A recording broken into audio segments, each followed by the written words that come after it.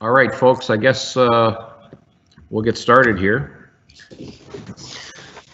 This is our council meeting for Monday, May the 11th, town of Orangeville.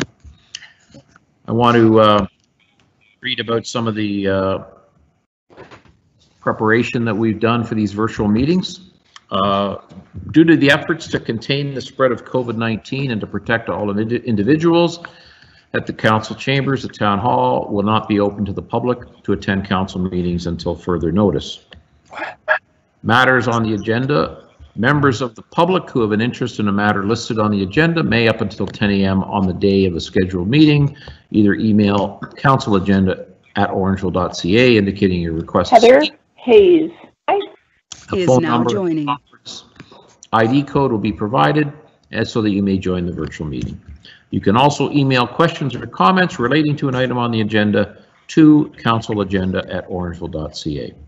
During our public question period, members of the public wishing to raise a question during that time may send an email to councilagenda@orangeville.ca up until 8 p.m. on the evening of the meeting, or they may call town hall at 519-941-0440 extension 2223. That's 2223 between 7 and 8 on the evening of the council meeting. Town staff are currently exploring further options to facilitate electronic public question period.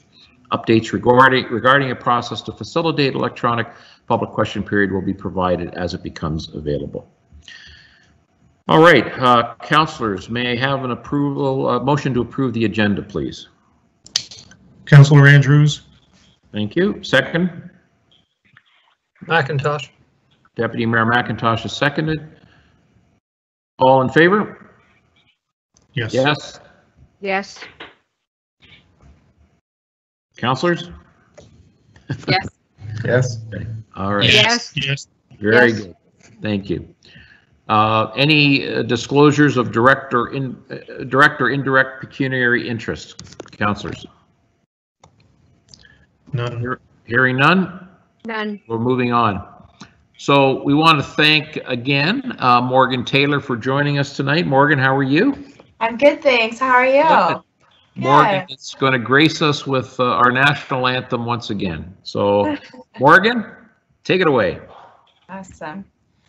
Oh, Canada, our home and native land, true patriot love in all of us commend.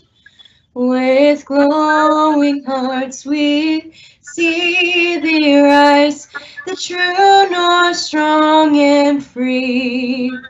From far and wide, oh Canada, we stand on guard for thee.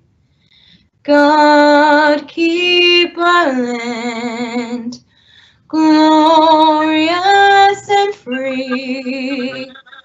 Oh, Canada, we stand on guard for thee. Oh, Canada, we stand on guard for thee. Wonderful, Morgan. Thank you so much. Thank you. Have a great meeting. Yeah. Okay, I want to read our land acknowledgement. We'd like to acknowledge the traditional territory of the Anishinaabe people, including the Ojibwe, Potawatomi, and Odawa of the Three Fires Confederacy. Further announcement here, this meeting is being aired on public television and or streamed live and may be taped for later public broadcast or webcast. Your name is part of the public record and will be included in the minutes of this meeting. Rise and report. Shall I be adding about the hydro decision here? Okay, Madam Clerk? Okay. We're going to talk to the rise and report after our delegations. Adoption of minutes of previous council meeting. May I have a motion to adopt the minutes of the previous council meeting? Councillor Sherwood. Sure. Seconded by? Councillor Post. Councillor Post. Anybody in opposition? Hearing none, that has passed unanimously. Thank you. All right, moving on to our delegations. We're going to start with Mr. Shawn Watkins regarding Georgian College and Crosswalk. Mr. Watkins. Yes, hi everybody. Can you hear me okay? Yes, we can. Good stuff. Thank you very much. Well, thanks for having me aboard here. So I guess my role in this was just to try to explain the need for the crosswalk at Centennial Road. It looks like that goes across to Lackey Drive. So over the past number of years, we've had several concerns from staff and students that the traffic on Centennial Road makes it difficult for them to cross the road safely. And then in the wintertime, coupled up with the snow mounds that get built up at Lackey Drive, they're saying that it further impedes the time and whatnot that it takes people to cross the road. So the letter was drafted, I believe, on February the 10th from Angela Lockridge on behalf of Georgian College to Ms. Karen Landry, just to start the initial conversation with how we would go about possibly getting a crosswalk approved from the leased parking lot of Lackey Drive to our campus at 22 Centennial Road. And I guess the college is just looking from this point at next steps on how we would proceed with this request. Okay. Well, I think, Mr. Watkins, typically we take a request like this and we'd ask our town staff to look into this, the costs of such, and they would come back with a report to us about this. Councillor, okay. Councillor Post, do you want to go ahead? Yes, thank you very much, Mr. Mayor. I was hoping to ask a question through you to Mr. Jones. Would this location be an appropriate location for a similar crosswalk as was installed at Westside, or would that be something that you'd want to look into a little further and then come back to us with a report? Mr. Jones. Through you, Your Worship, to Councillor Post. Essentially, the town does have a policy as it relates to the installation of new pedestrian crossovers. The process would be that we would collect data at the location for which the PXO has been requested, traffic counts, pedestrian counts, things of that sort, and they would be assessed in the context of the Ontario Traffic Manual Book 15 that deals with pedestrian crossovers to determine whether, if indeed, a pedestrian crossover is warranted at this location. Obviously, right now is not a good time to collect traffic or pedestrian data. This is the sort of thing that we would have to do when Georgian College reopens and it's business as usual for the businesses on Centennial Road. Typically, what happens when a request comes in and we go through this exercise, we respond to the organization or individual that has requested the PXO regarding the results of that analysis. If it is warranted, we would then proceed with installing that and modifying the traffic bylaw accordingly. If it was not warranted, we would also respond to the applicant, and then they would have an opportunity to come back to council and ask whether it could be installed regardless of the warrants. Okay, thank you. We have Councillors Peters, Andrews, and Sherwood wish to ask questions. Councillor Peters, go ahead. Thank you, Mr. Mayor. Through you also to Mr. Jones, just to expand on that comment a little. I believe Centennial's up for reconstruction in the next year or two, as those design and engineering exercises occur. Would this request sort of be married with that investigation? And if so, would the installation concur with that construction? Mr. Jones. Through you, Your Worship, to Councillor Peters, yes, we expect to be doing the design work associated with the reconstruction of Centennial Road in 2020. And we anticipate at this time it to be a two-phase reconstruction project in the summers of 21 and 22. This analysis could be done in advance, and then the work itself might be done along with the reconstruction project. In reviewing this intersection, we've identified the fact that there's really not a good spot to cross over. There's likely a little bit of sidewalk work that would be required to put in a concrete sidewalk pad. with a tactile plate to meet accessibility requirements. So there are likely some additional works that would be required there were we to install a PXO, and that's the sort of work that could be done at the same time as the reconstruction project. Thank you. Councillor Andrews and then Councillor Sherwood. Thank you very much, Your Worship, and a comment and also a question. Having a close understanding to academic operations at the post-secondary level, thank you very much, Mr. Watkins, for being a part of today's request from Georgian. I think that as has been discussed in different forms, the new norm has yet to be, I guess, flushed out, and I think that we've yet to determine how academic operations will be affected as of September. I am aware that Georgian does have some programming that takes place in the summer semester, but I think that it is important to ensure the safety of students and staff, especially in a busy artery such as Centennial in that particular location. Quick question to Mr. Jones, and the questions that have been posted by Councillor Peters and Councillor Post have answered part of the question.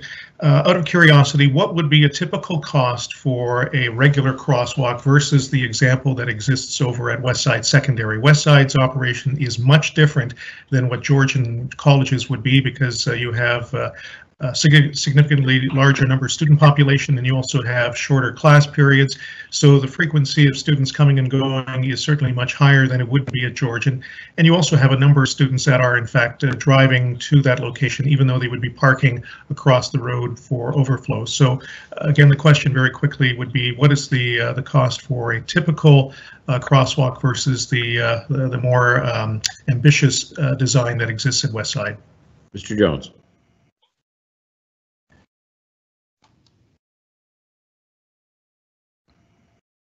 I think you're muted, Mr. Jones, perhaps? No. My apologies. Through Yeah. your worship, Mayor Brown, to Councillor Andrews. Essentially, when the Ontario Traffic Manual was revised in 2015, it got rid of what we would call sort of the older style crosswalks.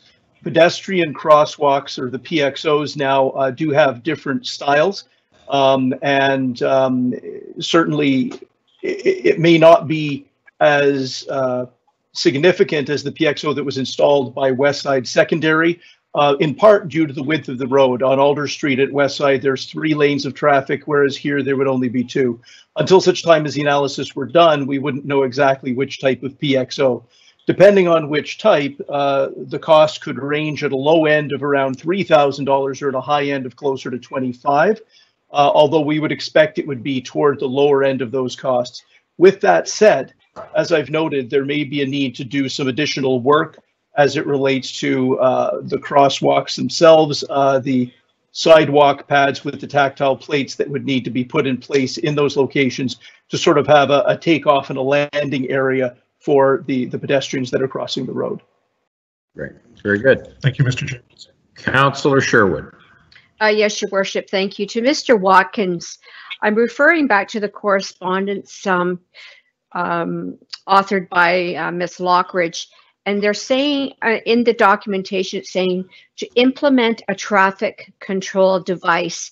So is the ask of the college to actually have a full-fledged overhead PXO, or would you be sufficient to just have a painted sidewalk with signage warning traffic either way coming, that there's a crosswalk ahead?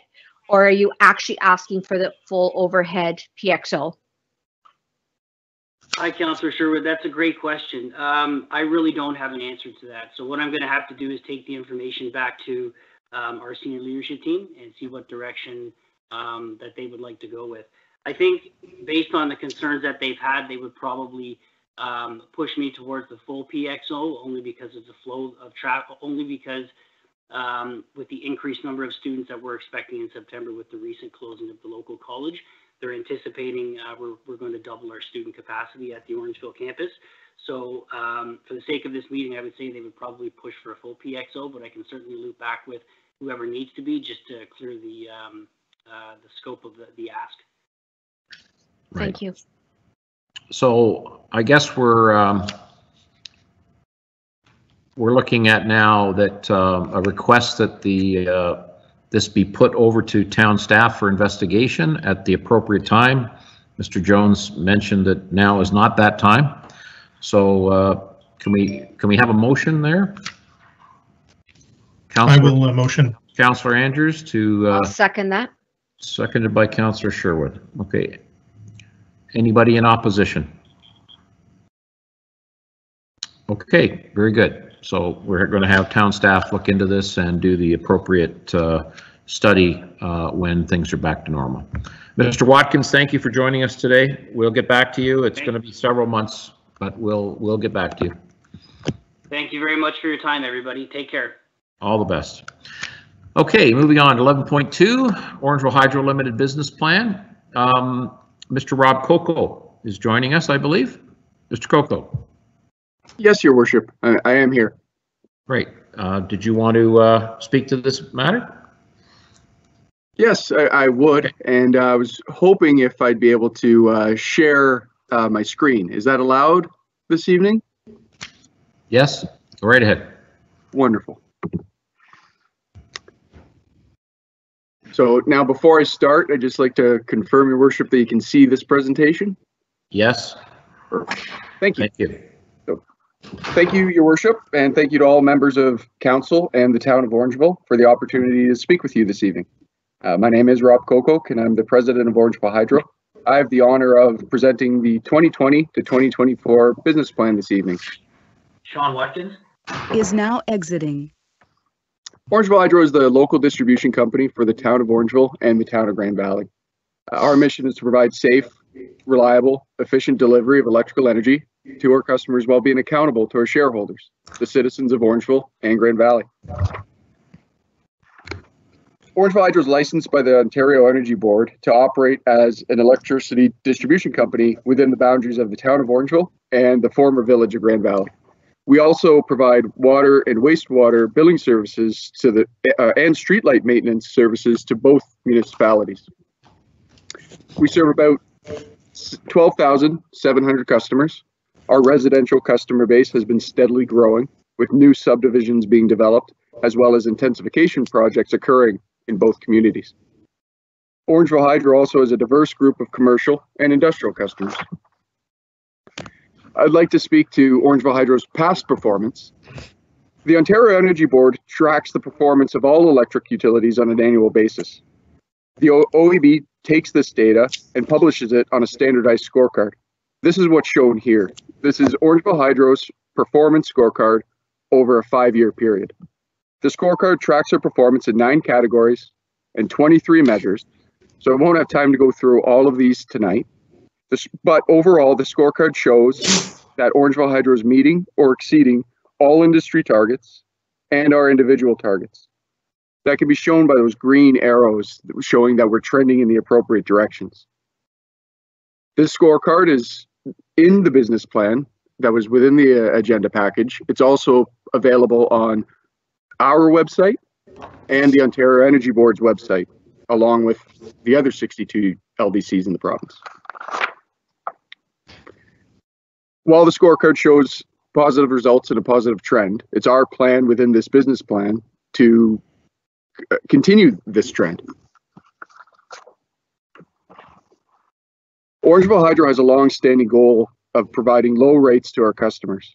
To gauge how we're performing, we compare ourselves to the provincial average using Ontario Energy Board's yearbook data. This is what we're showing here.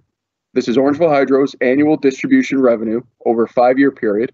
Orangeville Hydro's in orange, compared to all the Ontario LDCs, which are shown in black. Over this 5-year period, you can see that Orangeville Hydro's historical cost per customer are lower than the provincial average.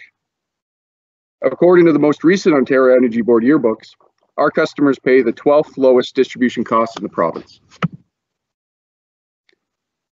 For those that may be following along with our business plan, this is table 10 from page 20. It's looking a little bit forward on the right-hand column to 2020, and this table is showing our distribution rates and revenues for all of our customers broken down by customer class. This table separates out our fixed service charge, and the distribution volumetric rates. The fixed service charge does not change based on how much energy a customer uses. Meanwhile, the distribution volumetric rates will go up and down based off a customer's usage. If you look at the top right of this table, you'll see that since 2019, our distribution revenue from a residential customer has been a fixed flat rate charge. This brings stability to residential bills as well as Orangeville Hydro's revenue, because seasonal fluctuations don't impact residential bills from our portion of the bill. Down in the very right-hand corner of this table, you'll see that the 2020 distribution revenue is forecasted from all our customers is about $5.65 million. This distribution revenue funds our capital expenditures, our operating, maintenance, and administrative expenses, as well as our debt repayments. Capital expenditures are required to ensure the distribution system provides safe and reliable electricity to all of our current customers, as well as it funds expansion of the system to connect new customers. Looking forward, we project our capital expenditures to be $2.2 million in 2020, and in the next 4 years ranging from $1.7 million to $1.8 million.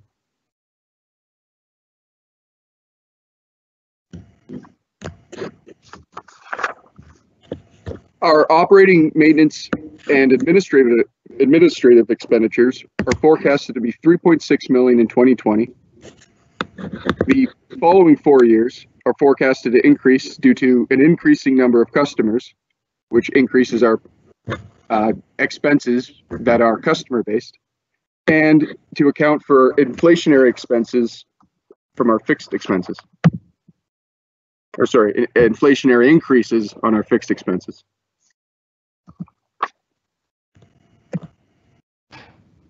Back to this one. We also use the Ontario Energy Board yearbook data to compare our OM&A costs on a per customer basis. In orange, once again, is Orangeville Hydro's OM&A cost per customer in orange, and in black is the provincial average. Over the last 5 years, our OM&A costs per customer have been lower than the provincial average and also trending downward. The downward trend was mainly due to the fact that our OM&A costs were fairly stable over the last 5 years, and the number of customers has been increasing. This is the last slide that I'll be speaking to this evening. This is our financial forecast summary, which is on page 27 of the business plan. Energy sales are the pass-through commodity costs that mainly go to Hydro One and the ISO. Those are shown in the top line. They're budgeted to increase 2 to 4% year over year in the next 4 years. Distribution revenue, the next line down, is Orangeville Hydro's revenue. It's forecasted to grow in 2020 over 2019 based off the estimated number of new connections that will occur, as well as an inflationary-based rate increase from our existing rate application with the Ontario Energy Board. Beyond 2020, we've estimated the number of customers that will connect in the following 4 years, as well as an estimated inflationary increase for future rate applications. Moving down in the table, you'll see total debt. In 2020, Orangeville Hydro plans to borrow $2 million on top of our existing debt to sustain our capital program and also to fund regulatory payments, such as the increasing global adjustment rates that are part of the pass-through costs that can have a lag between when we recover those costs from our customers. This loan in 2020 will take our debt equity ratio to 55-45, which is a small deviation from the Ontario Energy Board deemed structure of 60-40. This table also speaks to our dividend projections. The business plan forecasts another $2,066,000 in shareholder dividends over the next 5 years. Since incorporation, Orangeville Hydro has provided $20.2 million to our shareholders through regular dividends and special dividends, that being $19.8 million to the town of Orangeville and $432,000 to the town of Grand Valley. Orangeville Hydro's business plan aims to continue to meet our mission statement of providing safe, reliable, and efficient electricity to our customers while being accountable to our shareholders. We also plan to continuously improve on our positive performance as shown within the OEB's scorecard and yearbook. On behalf of everyone at Orangeville Hydro, including the staff and the board of directors, I'd like to thank the town of Orangeville for the opportunity to present. This concludes my formal presentation and comments, Your Worship. Thank you, Mr. Coco. Councillor Peters, you wish to ask a question, sir. Go ahead. Yeah, thanks very much, Mr. Mayor, and thank you for the presentation, Mr. Coco. Just a question sort of moving forward. The town has received a very generous dividend over the last several years, which is fantastic. Operations seem to be going very well. Has there been any consideration by yourself or the board in sort of investing that dividend in renewables, looking at some of the spare, I don't want to call it spare change, but a portion of your revenue stream directed towards investment in solar PV, for example? So I didn't see anything in the report speaking to that technology or the potential to invest in those systems. Mr. Coco. Through you, Your Worship, I'd like to thank Councillor Peters for the question. Orangeville Hydro, on the generation side, in the past we have participated in renewable energy. With the building I'm sitting in right now has a 10 kilowatt solar PV system installed, as well as we also did a pilot project with a solar flare on the east side of town. At the moment, those projects were done under the provincial program, the microfit program, when there were not only climate goals in that program, but to reduce carbon in the electricity system. There was also financial incentive. These systems would pay themselves off in a realistic time frame, as well as continue to generate income after that time. Right now, there's not, other than the net metering program, there's not many programs available for us to participate. We constantly monitor the funding available to see what makes sense for Orangeville Hydro, as well as monitoring future programs that could come from the IESO, federal government, and provincial government. So right now, we have, in the next 5 years, no formal plans to participate in any future renewable generation installations. Not that we're against it, we're just looking at the environment to see what makes sense. Very good. We have Councillor Andrews and then Councillor Taylor. Go ahead, Councillor Andrews. Thank you very much, Your Worship, and Mr. Coco, thank you so much for your report, and the report itself provided a lot of detail to Council to review. The question I have is really based on infrastructure, and I'm hoping you might be able to at least give me a ballpark figure, because I looked at the report and I couldn't find this particular figure. What percentage of the infrastructure is considered to be old and or aging, and what is your strategy for replacement? I know that timelines have certainly been changed dramatically because of the COVID pandemic, but from a timeline perspective, what is deemed to be maybe urgent and something that you could kind of maybe put on the back shelf for a temporary period of time? Mr. Coco. Thank you, Your Worship, and thank you to Councillor Andrews for the question. On the infrastructure side of things, Orangeville Hydro is an infrastructure organization. That's how we provide our service, through our poles, wires, and distribution transformers. On a capital replacement side, that sort of is shown within the capital expenditures, the sort of the order of magnitude that we're spending each year. I'll just speak quickly to the capital expenditures and the format we show our capital expenditures in.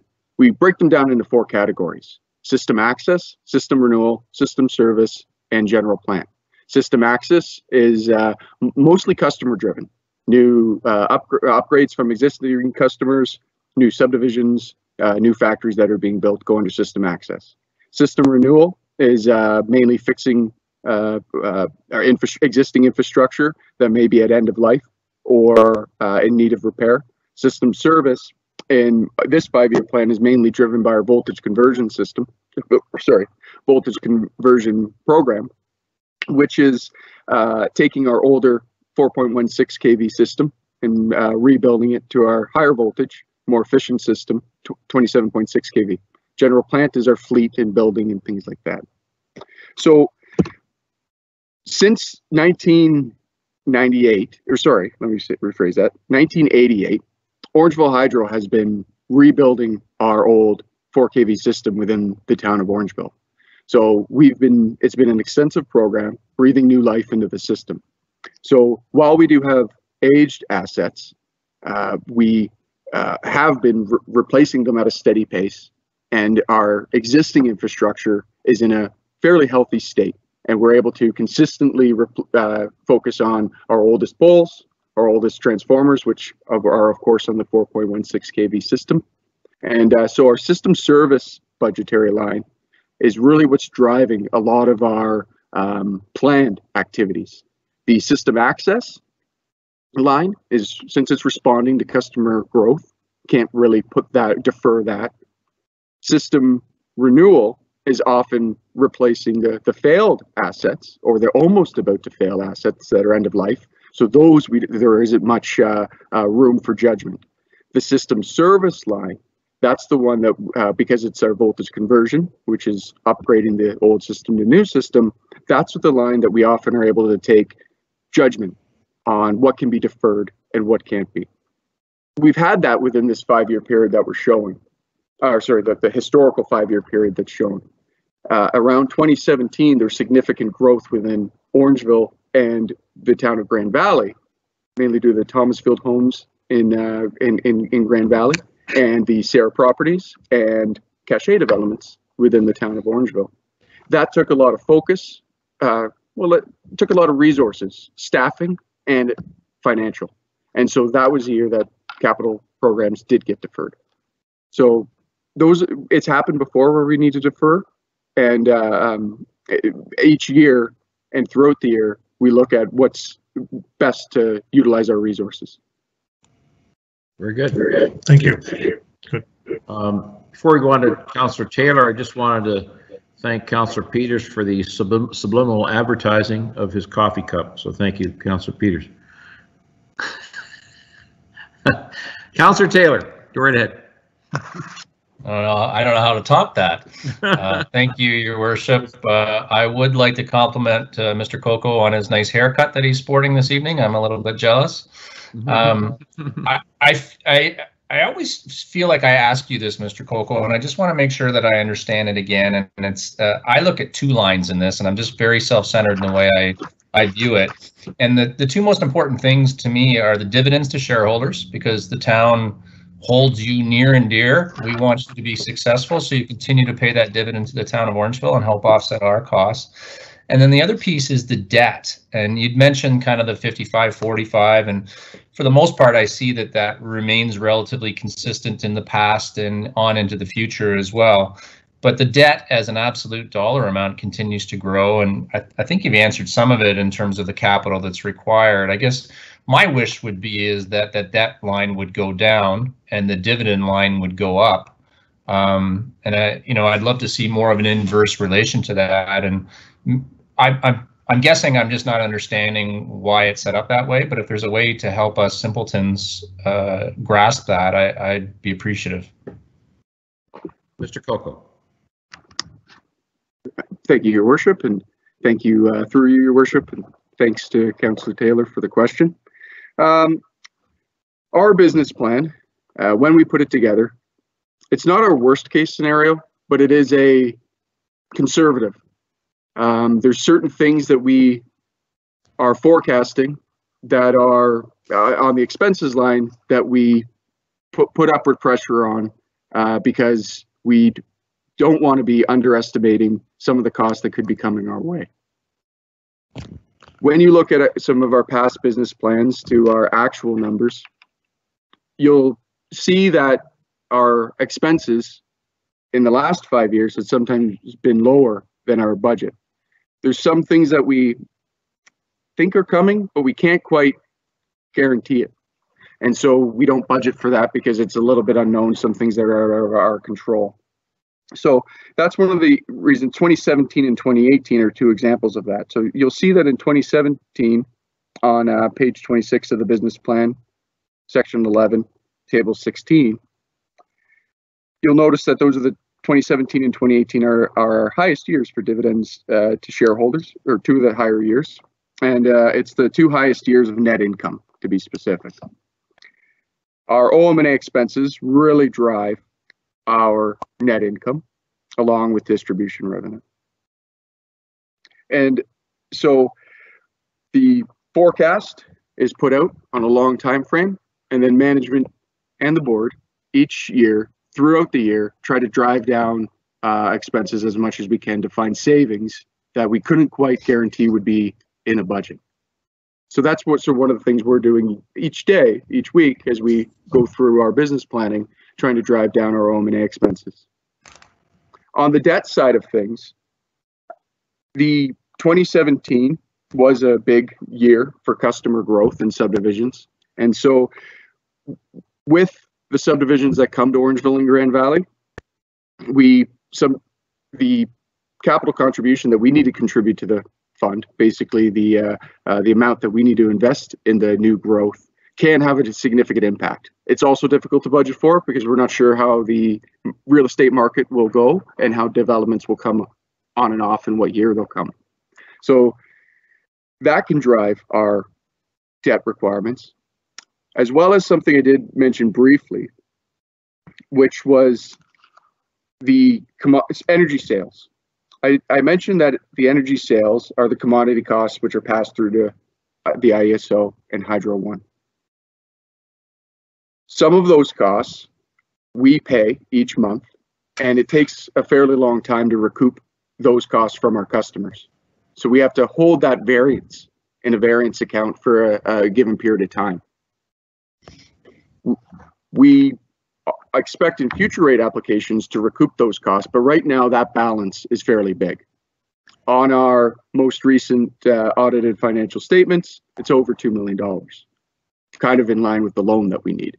And so when we're able to recoup those costs over a given period of time, that'll help decrease our debt. So as far as the debt side, that's one of our known action plans and probable causes to be able to decrease our debt moving forward. Very good. Okay. Thank you very much. Okay, councillors, any other questions before we have a motion here to approve this business plan that's been presented? Yeah, Mr. Mayor, please. Yes, go ahead, Councillor Peters. Yeah, I just wanted to follow up on the earlier comment, and while I believe the business plan is strong economically, I just think given the current situation, the fact that Orangeville passed the Sustainable Neighborhood Action Plan with no mention of renewables in the business plan, I'm not ready to approve the plan as it exists. So I'll be opposing. I just wanted to have that rationale stated for everybody. Right, I understand. Okay, well, Mr. Coco, I hope you take that to heart, and maybe we'll look at that going forward, and perhaps we can amend these in the future. Any other comments, councillors? Okay, so can we have a motion then to approve this business plan? Taylor. Councillor Taylor, seconded by Councillor Andrews. Those in opposition? Peters. Peters. Any other opposing members of council? Okay, so that motion passes 6-1 with Councillor Peters in opposition. Thank you. Thank you, Mr. Coco, for your presentation. All the best. Okay, moving along to item number 11.3. We have Heather Hayes from the Orangeville Food Bank. Ms. Hayes, are you on the line? Yes, I am. Okay. Would you like to speak to this item? Absolutely. Thank you very much for having me tonight, even if it's virtually. I wanted to take this opportunity to thank the council and residents of Orangeville for their support of the Orangeville Food Bank during these unprecedented times. COVID-19 has been a life-changing experience for all of us. Change often brings with it challenges and opportunities. And like everyone in frontline support, there have been long days, worries, changing processes, problem solving, minor crying jags, although my husband would say they weren't minor, and constant checking in to make sure that we're getting it right. For the first time in many people's lives, they're having to access a food bank, something they never thought they'd have to do. We've seen a 70% increase in the amount of new individuals accessing our services in the month of April over April of 2019. We know that this is an event that will have long-lasting effects on people's finances. Getting it right means a safe, accessible food supply and a safe environment for volunteers and staff to provide that assistance. It means long-time volunteers taking care of themselves and isolating at home, and the community stepping up to fill those volunteer spots, making us a stronger organization and community. It's cemented relationships that we've valued for many years with local churches, caterers, breakfast programs, the Grand Valley Food Bank, and the County of Dufferin, to be able to quickly form the Dufferin Food Share, a drive-through, walk-through, non-contact emergency food support model that has supported those in need with perishable and non-perishable items every second week. At the same time COVID entered our lives, so did the prospect of a new building. We had been looking for a home that would allow us to increase our storage capacity and to build equity in a building for many years. The pandemic reinforced the need for the increased cold storage and having the ability to accept skids of dried goods to ensure a stable supply of food for community members in need. On April 15th, we had the pleasure to take ownership of 3 Commerce Road with the support of a longtime donor. A huge undertaking for a not-for-profit, but we were confident that we have the help, or that this will help us build capacity to better serve our neighbors. We will be carrying a mortgage for the first time ever. Never have I signed a check that big in my life, but it's currently, our mortgage payments are currently equal to what we're paying in rent, and this way we're actually going to be building equity month after month. For the last few weeks, we've been renovating this new space to accommodate the operations of the food bank. We are fortunate to have the Larry Schaefer Foundation and the Humanic Foundation TPC Toronto at Osprey Valley donate to help fund these renovations.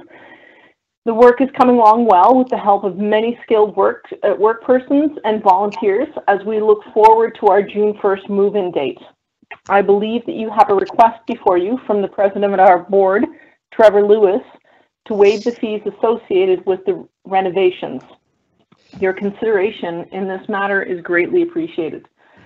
All of this would not be possible without the kindness and generosity of the residents of this amazing community. COVID-19 will pass, but until this does, we're so lucky to walk this road together. My deepest thanks. Great. Ms. Hayes, I wonder if you could just explain to council and those who are watching a little bit more about Dufferin Food Share, how it came together, and is there a sunset on this organization, or is this something that's going to be permanently in place? Absolutely. So at the beginning of March, we saw COVID-19 gaining traction, unfortunately, all around the world. And we knew that we had to come up with a response to how we were going to provide food for individuals, because the shopping model would not work. People would be in close quarters, and it is a direct contact model. So we decided to touch base with all of our community partners in our area to see who'd be willing to get together and form one group that would provide a one-stop shop for residents in the county to make sure that they had an adequate supply of food that included non-perishables and perishables, but in a non-contact way, and eliminate the struggles that people have getting food in our community. Often people have to go to many different places in a month to get food, and social isolation and trying to avoid COVID-19, that was not a good idea. So developing this one model. So we were lucky enough that the Salvation Army offered up their space, and so St. Mark's, Westminster, the Cafe, St. Vincent de Paul from St. Timothy's Church, the Children's Foundation, the Cafe, all came together and pooled our resources to come up with this one model. So they've all volunteered, they've donated their food, they've donated their time to make this model successful. So we're really, really happy with that. As far as when this will end, it will end when we're able to congregate back together again in large groups. until that point, we're all committed to supporting this model. Grand Valley came on board and actually moved their entire operation over to the arena to make sure that they had a no contact service that they could offer residents as well. So there's been a lot of change and a lot of goodwill with all of these people coming together. Very good. Okay, thank you. So Dufferin Food Share will disappear at some point in the future, is that correct? Yes, it will disappear at some point in the future when we're able to, again, congregate in large groups. We will still be staying at Salvation Army at least until July. There may become a point where if congregating in small groups means that the church can start having services again, then we can move the operational side over to 3 Commerce Road, our new location. And because of the layout of the building and the setup, we made sure that we could offer a drive-through model through that building as well, knowing that potentially there could be a second wave coming in September. So wanting to make sure that we sort of built up a plan that would take care of that eventuality. Right, and can you just confirm again the amount of this ask for? This is for building permit relief, is that correct?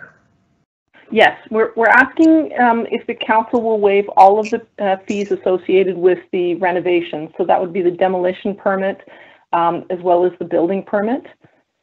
And can you quantify that? Unfortunately, I don't think I can. I don't think I have those numbers in front of me. I apologize. I believe they're in Mr. Lewis's request. Okay. Maybe we can ask Mr. Jones. Mr. Jones, can you confirm the amount? Thank you, Your Worship. Yes, I can. The demolition permit fee was $200 and the building permit fee was $2,280. $2,280. Okay, thank you. Pardon me, Councillor Taylor and Councillor Sherwood. Yeah, Councillor Taylor and then Councillor Sherwood. Go ahead, Councillor Taylor. Thank you, Your Worship. I'd just like to say I think Heather Hayes is one of the best public speakers that we've had come to council, and not only that, you have a very compelling subject matter. It felt like a TED Talk I was getting there. But I guess my question and I'm looking for advice from through you, Your Worship, from Mr. Jones on what he recommends that we do in this situation. Intuitively, I don't have an issue with it. I just would like to hear what Mr. Jones would recommend. Mr. Jones. Through you, Your Worship, to Councillor Taylor, Section 7 of the Building Code Act requires that building permitting and inspection services be a self-funded service. Essentially, the monies that we collect through building permits, demolition permits, go to fund the activities of the division. If council is looking at offsetting these costs, I suggest that it would be most appropriate to do that through a grant as opposed to actually waiving the fees. Okay, thank you. Councillor Sherwood. Yes, Your Worship, I was actually going to say exactly what Mr. Jones just stated, that they make a grant application. And I was actually asking how much the permit fee was. Or would the other option be, could this fall under our COVID funds that we put aside? But this isn't really COVID related, right? So I guess I'm kind of talking myself out of that. I would think going through a grant application. So a couple of council meetings ago, we moved $100,000 from reserves into our community grant program. Out of that $100,000, we gave a grant to the food bank of $10,000. Does councils wish to add to that grant at this time? Perhaps $3,000? Councillors, Mr. Taylor, go ahead. Yes, Your Worship, that's exactly the motion that I would like to make, and I would like to waive the process. I don't think in these circumstances we need to be so formal and go through that process. We know why we're here, so I'd like to make that motion as you described. Thank you. Okay. All right. McIntosh will second it. Okay, Deputy McIntosh has seconded. And further discussion, Councillor Sherwood. Yes, so just to be clear, we are not waiving the fees. We are providing them with financial assistance towards that. Correct. I don't believe we want to open that Pandora's box. Absolutely. I do not support waiving a fee. So, but I am very much in support of giving them a further donation out of the COVID relief funds. Okay. Any councillors wish to speak to that before we vote? Hearing none. Is anyone in opposition to this motion by Councillor Taylor? Hearing none, we've passed that unanimously. It's a $3,000 additional community grant to the Orangeville Food Bank to cover their permit costs. Okay, very good. Ms. Hayes, thank you for joining us. All the best. We wish you well, and thank you for everything you do for our community. Okay, and thank you to the entire council. You're doing good work, and we very much appreciate your support. I hope you all have a very good evening and a safe time. Very good. Thank you. Take care. Okay, now moving on, we have some delegations. Heather Hayes is now exiting. 11.4, our next delegate is Mr. Terrence Carter. Wishes to speak to the council decision on relocating the transit transfer terminal to Broadway. Mr. Carter, are you with us, sir? Yes, I am. Can you hear me okay, Your Worship? Yes, thank you. Well, thank you, Your Worship, and Deputy Mayor and members of council. I'm appearing this evening to express my serious concerns and opposition to the decision by the Town of Orangeville Council on April the 20th, 2020 to relocate the transit transfer terminal to both sides of Broadway between First Street and John Street. Carter's Professional Corporation, of which I'm the managing partner, has its main office location on the north side of Broadway in buildings municipally identified as 211 and 209 Broadway, along with a long-standing tenant, the Lighthouse, that we are proud to sponsor for their work with the vulnerable in our community. Carter's and the Lighthouse will be directly and negatively impacted by the decision of council, as a transfer terminal will be located directly in front of 209 and 211 Broadway, where those same vulnerable persons congregate daily. Notwithstanding that Carter's has been located in its current location for 20 years and has recently invested in a significant building frontage upgrade and signage to help improve the streetscape of Broadway, no one from the Town of Orangeville Transit Task Force, town consultants, or anyone else on behalf of the Town of Orangeville contacted our firm, or to my knowledge, any of the other property owners or stakeholders that will be affected by the decision to relocate the transit transfer terminal to its proposed location on Broadway. The failure to do so demonstrates an appalling lack of concern or interest in the business and stakeholders that are going to be directly impacted by the council's decision. This is directly contrary to the recommendation by the consultant in 2017 that the businesses in the immediate vicinity, quote, should be consulted, quote. If Carter's had been consulted, I would have advised that council's decision will drive business away from locating in an already congested area at Broadway because of further increased traffic congestion, bus fumes, and a significant loss of parking in front of the properties.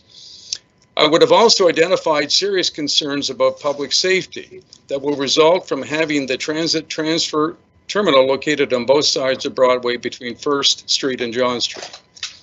I say this because the office that I sit in every day fronts on Broadway, and as a result, I have observed the traffic on Broadway for 5 and often 6 days a week over the last 20 years. This has made me an informal subject matter expert in observing public safety and traffic concerns on the section of Broadway in question that has become the new transit transfer terminal. In this regard, riders who will need to transfer from a bus on one side of Broadway to another bus on the other side of Broadway will predictably become involved in jaywalking in the middle of the block to get to their next bus quickly instead of going the much slower route of walking to either the end of the block to use the traffic lights at First Street or John Street. I know this because every day I see a series of drivers temporarily park their vehicles directly in front of my office window on the north side of Broadway to get out of their vehicles to run across 4 lanes of traffic and 2 parking lanes, 6 lanes in total, to get to the post office or the various other small businesses in the south side of Broadway. What makes matters much worse and extremely dangerous is when emergency vehicles are traveling along Broadway in response to an emergency. When that happens, emergency vehicles, whether they be fire trucks, ambulance, or police cars, are traveling at high speeds through the two busiest and most congested intersections in Orangeville. I witnessed this occurring on what seems like an almost daily basis, and the speeds that the emergency vehicles are having to travel are extremely fast for a congested area.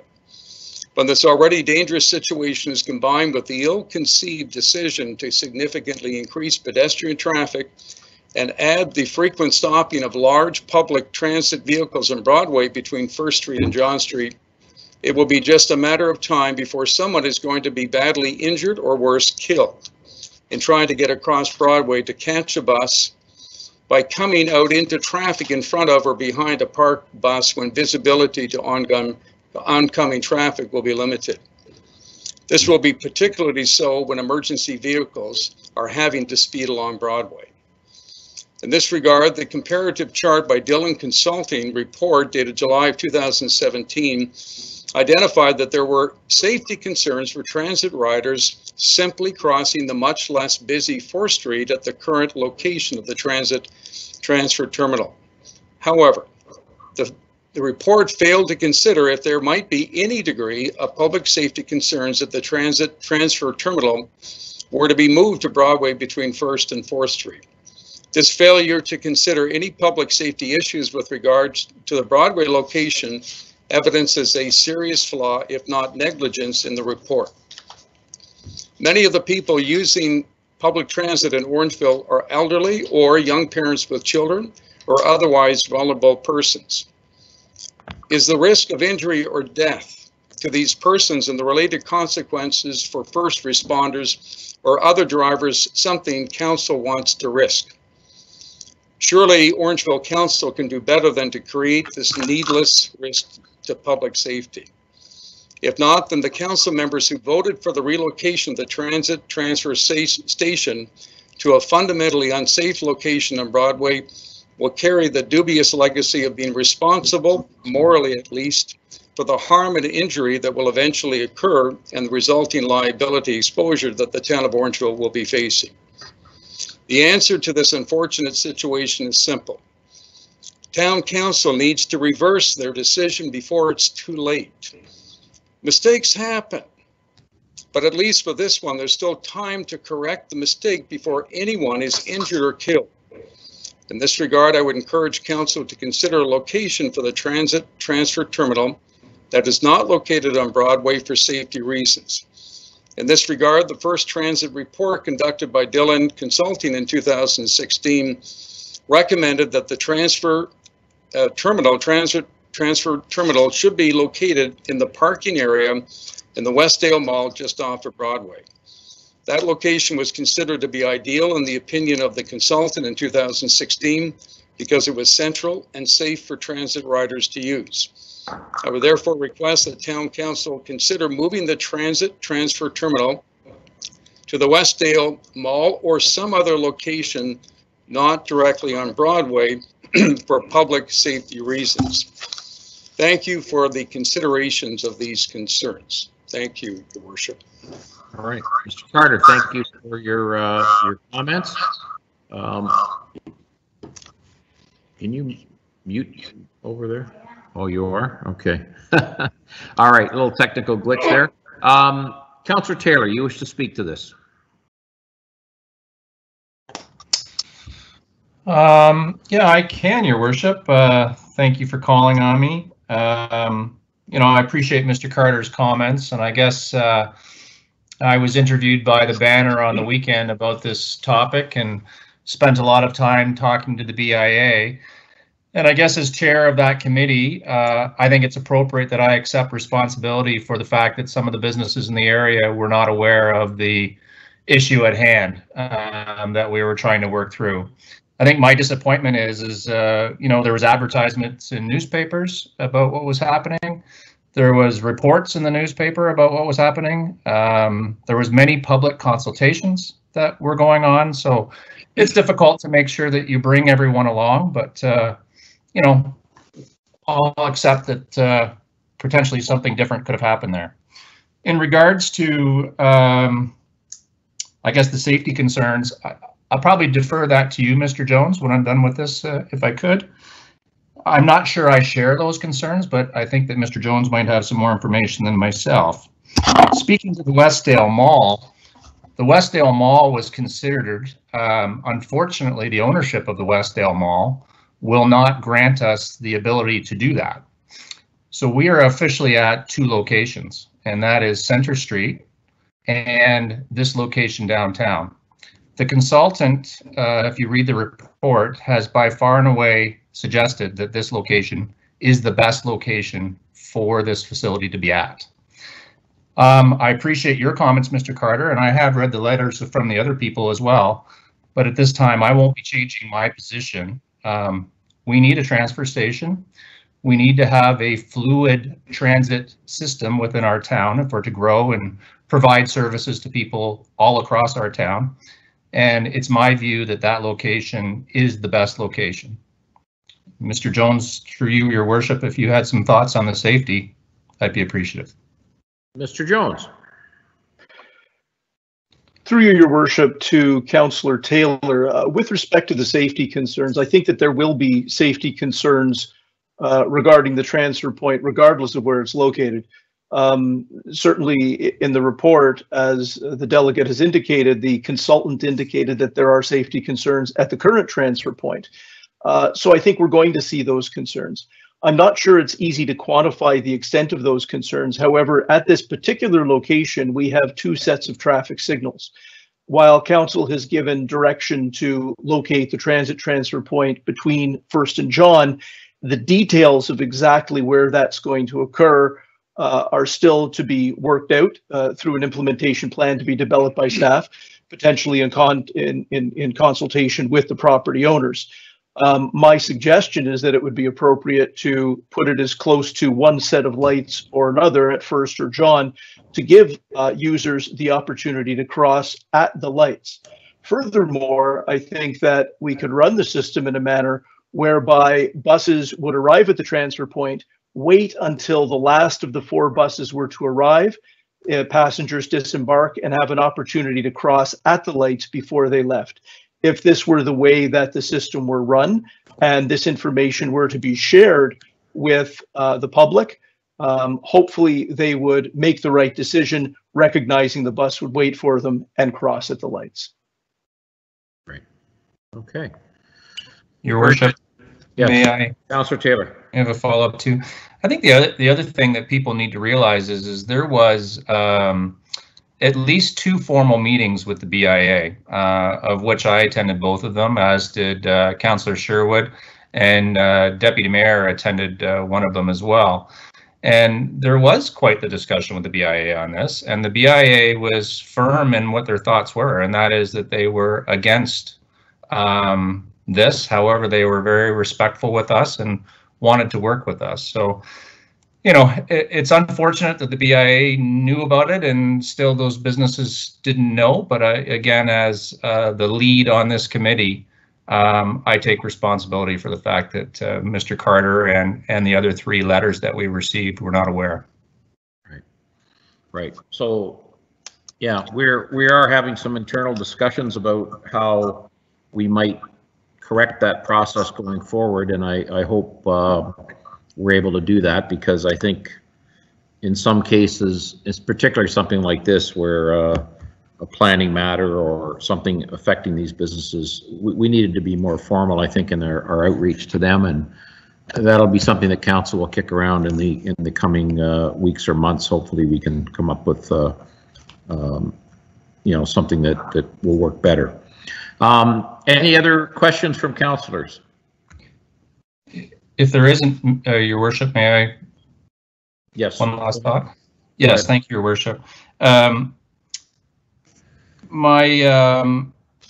guess my disappointment that we're talking about this again after it was already passed, I'll go back to the last meeting that we were all together. And if we decide to open this, again, and let's just say that we vote that we're not happy with this location and we want to move on to another location. This project, again, for a little bit of history for everyone, has been ongoing for years. This council has been able to get further than any other council in terms of resolution to this. If this falls apart, there will not be a transfer station. There is no other options. The letters, again, that were written about Westdale is not an option. And Center Street, I know by speaking to people informally, it will not pass. So everyone needs to be aware of that as we move forward in this discussion this evening. Right. Okay. Your worship, can I just make any comments? You know, because go ahead, sir. Yeah, I mean, a lot of comments. Thank you, your worship and members of council. I just want to say this. I see people on Broadway. I see the traffic on Broadway. I see people jaywalking. I know what they're going to do. I am warning you, members of council, there is going to be someone injured. That is the reality, and you're going to be responsible for that decision. You need to rethink. This is your opportunity to do that. Please take it under serious consideration. This is a safety issue for people in Orangeville. Please. Thank you, Mr. Carter.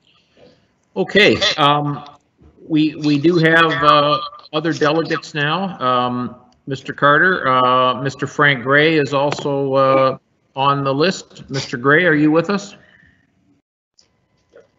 Yes, I am. Yes, I am.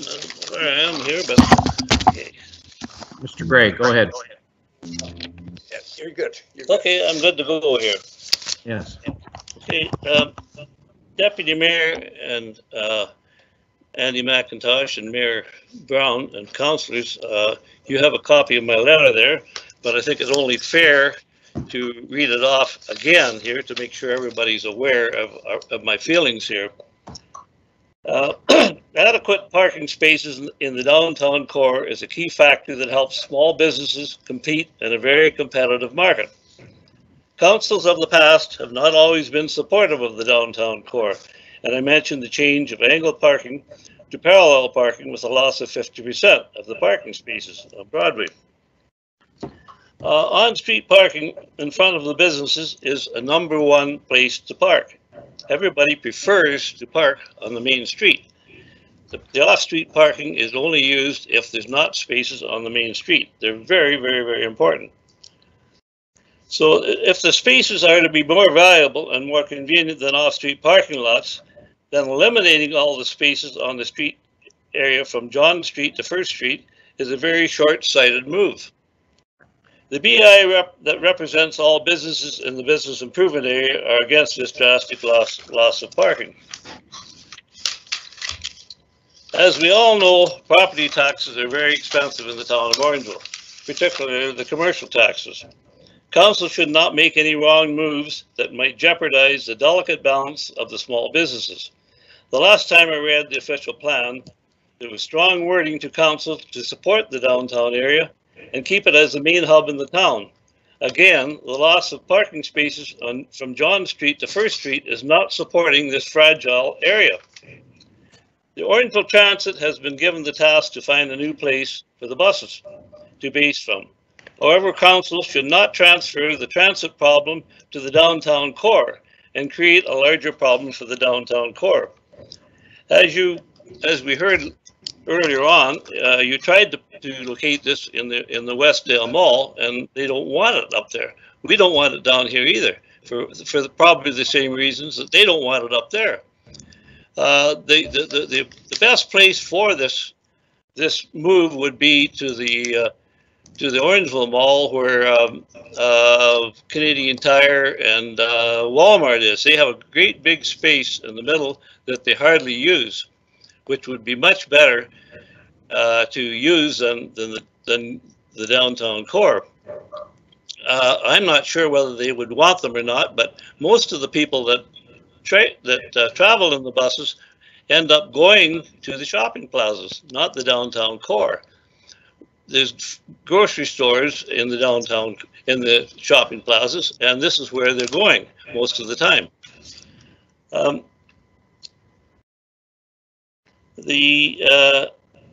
am the owner of 229 Broadway, the former Clover Farm property, which has been transformed into 10 smaller businesses. Over the past 60 years, I have created 85 parking spaces at great expense that are now very important to my tenants, as well as to some of my neighbors that don't have off-street parking. I have a problem monitoring my parking lot to make sure that these 85 spaces are not being abused. If these spaces on Broadway, which are close to my property, are given to the transit service, then my 85 parking spaces will be even harder to control for my 10 tenants, their customers, and employees. Like I say, we have 85 spots, but they're all necessary as my 10 tenants, plus a lot of the other tenants in the downtown core use this off-street parking lot. Terry Carter has made a lot of good statements with regards to safety issues in the downtown core, and they would be more severe in the downtown core if this was moved to the downtown core. The fire trucks and ambulances go whizzing down past in an obnoxious rate of speed, and this would be as Terry has mentioned, a catastrophic place to have this would be just opening up for a big accident. The possible relocation of the transfer to Broadway was not public knowledge until an article appeared in a newspaper 2 to 3 weeks ago. I am not in agreement with our council member that said that we had ample discussions and ample time to talk about this, because we didn't. Maybe the BIA did, but the average merchant on the main street was not consulted. The only time we read about it was when we got it, when it was in the paper. We were aware that, yes, that the Transit Commission was trying to find a new location. They have been for 3 or 4 years, but we don't want their problem to be resolved at the expense of the downtown core.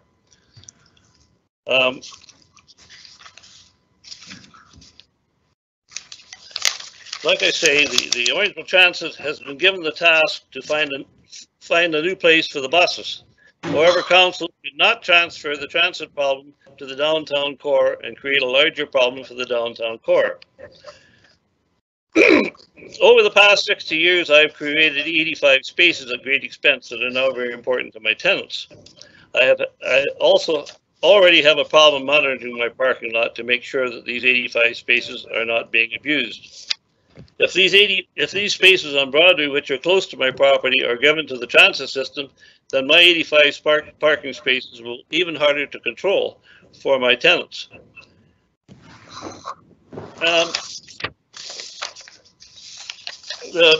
The decision by Orangeville Council, like I say, caught me by surprise, and Mr. Taylor is not correct when he says we had ample time to think about this, because we did not have ample time to think about it. We were following the project that they were looking for spaces, but we were not of the opinion that the downtown location was one of these spaces.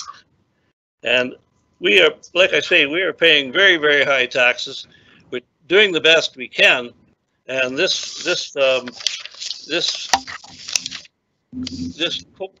covert situation is going to shake out a few more people in the downtown core. It's a tough battle in the small business climate for the small businessman. They are coming up short because of the online shopping and the big stores. Council has a responsibility to support the downtown core. And this is not supporting the downtown core. We're going backwards. We are. Mr. Gray, we've got a number of delegates that want to speak to this matter, sir. So if I could ask you just to wrap up. I appreciate what you're saying, and my presentation is not that long, but it is very, very, very important. Some of the so-called experts that give their opinions as to where this should be might not have that opinion if they were looking from the eyes of a merchant in the downtown core. So I say this is a very, very, very bad decision the council's making. And if we let them in the door as the buses continue, and as we get more buses, there'll be more parking spaces lost. And this is not right for the people in the downtown core or the BIA. The BIA has spent $1.3 million to provide parking spaces in the 2 parking lots in the downtown core. And the town of Orangeville has spent money along with this. Now this is like going 2 steps forward and 3 back. We're spending money, the BIA is spending money, the town of Orangeville is spending money to create parking in a much needed situation. And willy-nilly they come along and suggest to hit these parking spaces on the head. This is not right. Thank you very much for your for the opportunity to give my 2 cents worth. This is a very, very important decision. Okay, thank you, Mr. Gray. I wanted to give Councillor Andrews an opportunity. He had weighed in earlier. Councillor Andrews. Your Worship, can I wait until all the delegates have spoken? Yes. Okay, sir. I will do that. Thank you. Mr. Gray, thank you very much for your presentation. And we're going to move on now to the next delegate, Matthew McLean. Mr. McLean, are you on board? Yes, I'm here. Can you hear me? Yes. Go right ahead. Okay. All right. I think many of my points have been made. So thank you, Mr. Brown and members of Town Council.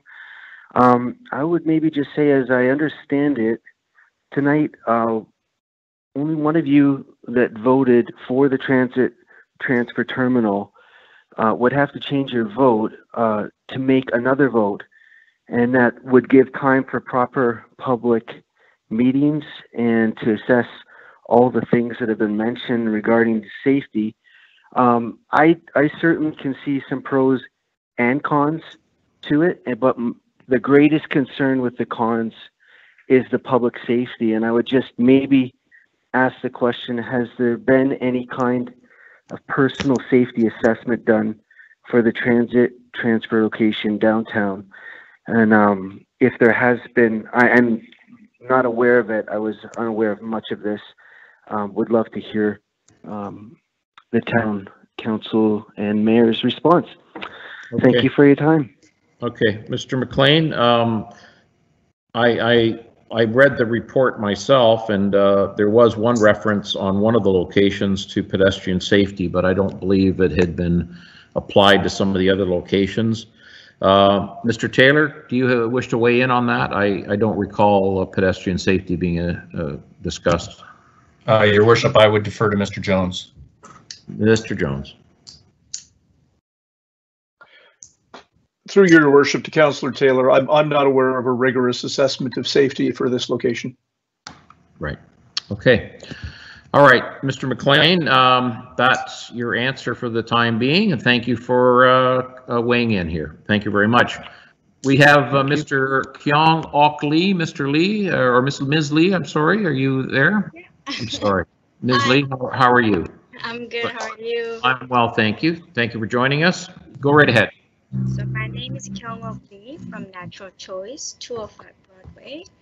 And thank you, Mr. Mayor Brown and Deputy Mayor and Orangeville Council. As my letter that you have with you, I'm expressing my concern in the council's vote of April 20th to locate a bus terminal on a busy section of Broadway where parking is very essential to local business. It is more disappointing that no consultation was done with the business on this section of Broadway between 1st and John Street, as suggested in the Dillon Consulting Report of 2016. A bus terminal, in my understanding, should be a separate entity, not straddling a busy main street, clogging traffic and putting riders at risk. I am sure with some reconsideration, this council can make a better decision for the future of town of Orangeville, even if it does mean appropriating land West End parking or spending some money to move a hydrant at Center Street. I appreciate your full consideration of this matter. Thank you. Thank you, Ms. Wu. Thank you very much for your comments tonight.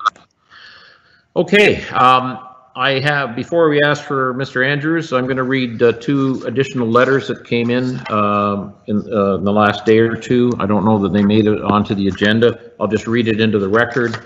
This is from Orangeville Memorials, one of the businesses on Broadway between John and First, to Mayor Sandy Brown. Please accept this letter as a request from Orangeville Memorials Limited to reconsider the implementation of a centrally located transit transfer point outside of our building on Broadway. Located on the street level of a beautiful heritage building, we are proud of our location in the heart of Orangeville. It is important to our business and the families we serve to be able to provide convenient parking both outside the front step of our building and along Broadway. For some background, established in 1894, Orangeville Memorials has operated and provided quality products and services to families in Orangeville and surrounding areas. We have honored loved ones and celebrated their lives by creating lasting cemetery monuments. We also create pet markers, footstones, etc. The back of our store has limited employee delivery and tenant parking. Unfortunately, we cannot accommodate consistent client parking here.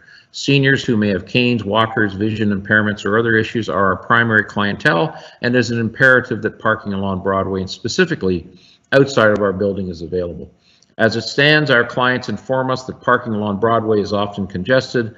Losing 11 essential parking spaces in order to accommodate a transit service is equally as unacceptable as forcing elderly clientele to walk several blocks to access retail and other services in all seasons and weather.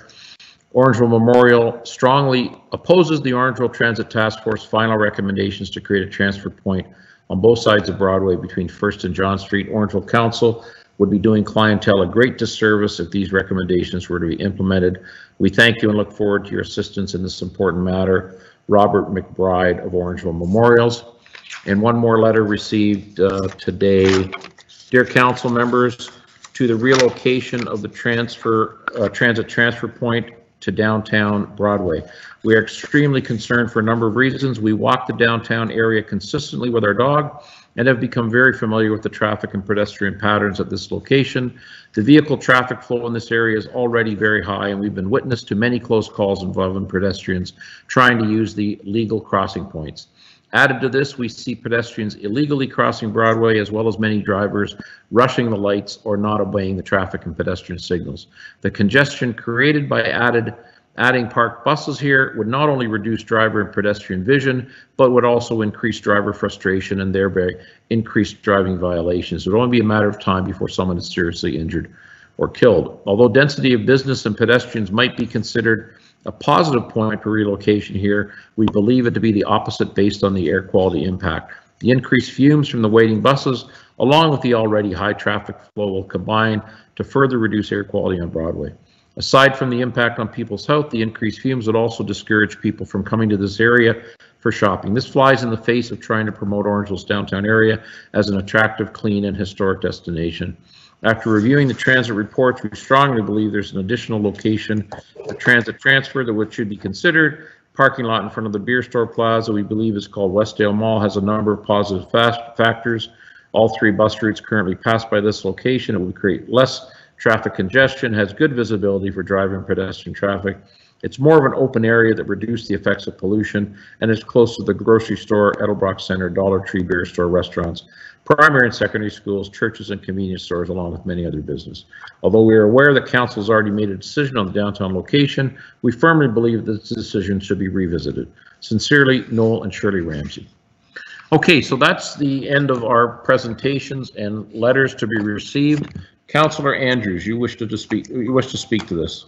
Thank you very much, Your Worship, and I'm going to end up sharing the following information with the utmost respect to the Chair of the Transit Committee and those that were part of the Transit Committee as part of the report that was also presented to Council. And I don't want this to sound like it's coming out of 2 sides of my mouth either, because I was one of the council members who in fact endorsed this particular decision. But what I am most upset about is in fact the delegations who have communicated to council about not being communicated to. and I appreciate Councillor Taylor's comments about this particular omission. I am concerned about the fact that there is a process, and Your Worship, you did mention about the ability to look at this moving forward in some capacity with other matters that may be dealt with at Council. But the concern I have is something that was mentioned by Mr. Jones in his response, which is the pedestrian safety assessment. Yes, a comment was made, or at least a very brief report component was in the report itself about one of the locations, but I don't recall, and correct me if I'm wrong, I don't recall any reference of pedestrian safety being discussed about the downtown location. In my opinion, I believe that the downtown location is the right move, but I'm really concerned about the safety of residents in the community that for some reason was not addressed, be that thoroughly. And I think that we have to address this somehow. And I know Mr. Jones was very clear about the idea of potential modification, or the location of where the bus or buses could be, the process of sequencing it in such a way that would allow for the proper arrival and departure of these buses. But I think that the delegations themselves have spoken loud and clear, and it really has put me into a situation where I feel very uncomfortable moving forward with this because of the pedestrian safety. So I'm not sure where we move with this, and I also agree with the Councillor Taylor, because this is really the last kick of the can. They have spent the committee itself has spent an enormous amount of time, resources. Again, my comment is I believe that we have to have a terminal, a transfer terminal downtown, but it does have some encumbrances on the location because of the safety issues that have now been brought to our attention. So I'm not sure if we're going to have further dialogue with this, Your Worship, but I have to make this strong comment because I feel adamant about the safety of the people of our community. Thank you very much, Councillor Andrews. Okay, we have Councillor Sherwood and then Councillor Peters. Councillor Sherwood, go right ahead. Yes, Your Worship. As the council representative on the BIA, I just wanted to clarify to perhaps my fellow councillors that the role of the BIA, even though the general manager and myself attended some of the transit meetings, not all of them as this was being discussed, we weren't really asked to be part of the decision, but we were there as we became aware of where the selection was going to be. I just want to make it perfectly clear to fellow councillors that the role of the BIA board is to make a decision on behalf of the whole area, the whole 300, little less than 300 members that go through a whole extensive area, not just that specific area, and not to those individual members. We do not make decisions based on individual members and specific locations. So we as a board felt that it was the town's responsibility to contact the businesses directly in that area, no different than any other circulations, be it if it was a committee of adjustment circulation or a plan of subdivision. So not that we're trying to point fingers back when Mr. Gray mentioned that he wasn't notified. He wouldn't have been notified by the board because the board's position was it was the town's responsibility to contact him and not the board. Great. Thank you, Councillor Sherwood. Councillor Peters. Thank you, Mr. Mayor. Just thought I'd have my my comments on this. So transit, first and foremost, is a public service.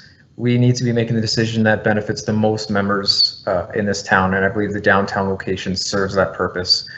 When we move to the 4 route system, when we have that cloverleaf sort of diagram on the map, this is meant to increase ridership. It's meant to support and be within reach of as many residents and businesses as possible. So again, for that reason, it makes a lot of sense. Regarding the safety concerns, there may not be 2 traffic lights in town closer together than those at First and John. And having 2 opportunities to cross the road when the east-west traffic is red, essentially should limit the concerns and the traffic between those two streets. So all of those factors combined, and coupled with the timeline issues and the fact that this has been beaten around for so long, when this system is implemented, and to Mr. Jones's point, there will be some more homework to be done on the details of the system, but in an efficient 4-route system, those buses would be located there simultaneously for 5 minutes, allowing people to transfer to and from with plenty of time to cross the lights. And then for 25 minutes of their route, they're not present. So, for a lot of the time, they're not creating traffic issues. I'd like to think the vehicles could respect the turning parameters and rights of way that the transit system requires. And, if this transit system is going to flourish, we need to get to 4 routes. We need to have a hub location that serves the most amount of people and allows for the greatest efficiency. And I stand behind the decision that the downtown location serves that purpose. Very good. Okay, Councillor Peters, thank you. So I'm going to weigh in now. As most of you know, I voted against this decision. My opinion is that the Center Street location, which was visited by last council and actually was voted to proceed under last council, went as far as being approved by Dufferin County to construct. I think that's the location that this should have been. I'm disappointed that we've gone ahead with this against the wishes of the BIA and the downtown business owners. I think the concerns of those who run the community garden overran this decision. I believe that there's lots of opportunities for community gardens in the town, and I don't think there's any science behind any concern for urban gardening in that location, which is what was brought forward to the transit committee. So my personal opinion is it should have been at Center Street. Whether council wants to revisit this is myself and Councillor Sherwood are not allowed to bring this forward to revisit it, but I think it would be in the best interest of everyone for that to happen. At this point, we've concluded our delegates. Unless any councillor wishes to make a motion on this, the only motion other than revisiting it would be a motion to accept all of the delegates and the correspondence to this point. Any further comments? One more from Councillor Peters. Go ahead. Thank you, Mr. Mayor. The last point I wanted to bring up was sort of a combination of factors. The first was because this was the least expensive option and least intrusive option, if we find in several years' time that this was not the solution we thought it would be, there is still the potential to move it. I obviously don't think that will be the case, but this is sort of the least cost as well as the least effort of a location, and it could be undone if experience tells us otherwise. Right. Okay. But yeah, I do believe that we're sitting on somewhere in the order of $2 million, a portion strictly for capital costs of the transit system. So this is the point where money could be spent on constructing a transit terminal elsewhere. Let's go with Councillor Sherwood. Go ahead, Councillor Sherwood. Yes, Your Worship. One of the things that was brought to my attention when Mr. Gray mentioned about Walmart, and they have that sort of that lot that's never got any vehicles on it between Best Buy and Walmart. I think that would be an ideal spot because there are many transit stops along Broadway. So if people still want to get to Broadway and downtown, it wouldn't matter if that was the transit hub there. And I don't think there would be a lot. It's already paved. They've already got an in and out entrance. I think that's an actual good idea. If my fellow councillors are open to reopening that and contacting the owners of that area to see if they'd be open to that. Because again, if you want to get to Broadway, they can go to that transfer there and get up to Broadway. There are many stops along Broadway. I don't necessarily think that hub has to be downtown. Right. Okay, thank you, Councillor Sherwood. We got Councillor Post and then Deputy Mayor McIntosh. Councillor Post. Thank you very much, Mr. Mayor. I just wanted to start out by thanking everybody for their comments and just saying that I'm appreciative of all of the comments that were sent in, all the emails and letters that were sent in from a variety of different businesses. And I've taken the time to really thoroughly review each and every one of them and go over all of the points. I do think it's important to note, because none of them actually sent in to council in time for the agenda, but I also received a number of comments from downtown merchants and from residents who were extremely pleased with the decision, especially when it came to the accessibility of the transit system, eager to be able to see a more robust transit system in Orangeville. And I just thought that it was important to note that we did receive positive comments about this location as well, or at least I did. I won't speak for the rest of my council members, especially from an accessibility standpoint and from a senior's perspective. There were a number of residents that reached out to me who are extremely pleased that this location will really add to the accessibility of the transit, making it easier to get to and from and to transfer buses in the downtown core and be able to shop in a more efficient way. At this time, I would be pleased to move forward a motion to receive all of the communication that has been sent in to us. If I could have a seconder for that, Mr. Mayor. Okay, let's can we hear from Deputy Mayor McIntosh first, Councillor Post, and then absolutely. Okay, Deputy Mayor McIntosh, go ahead, sir. Thank you, Your Worship. First of all, I would second that motion.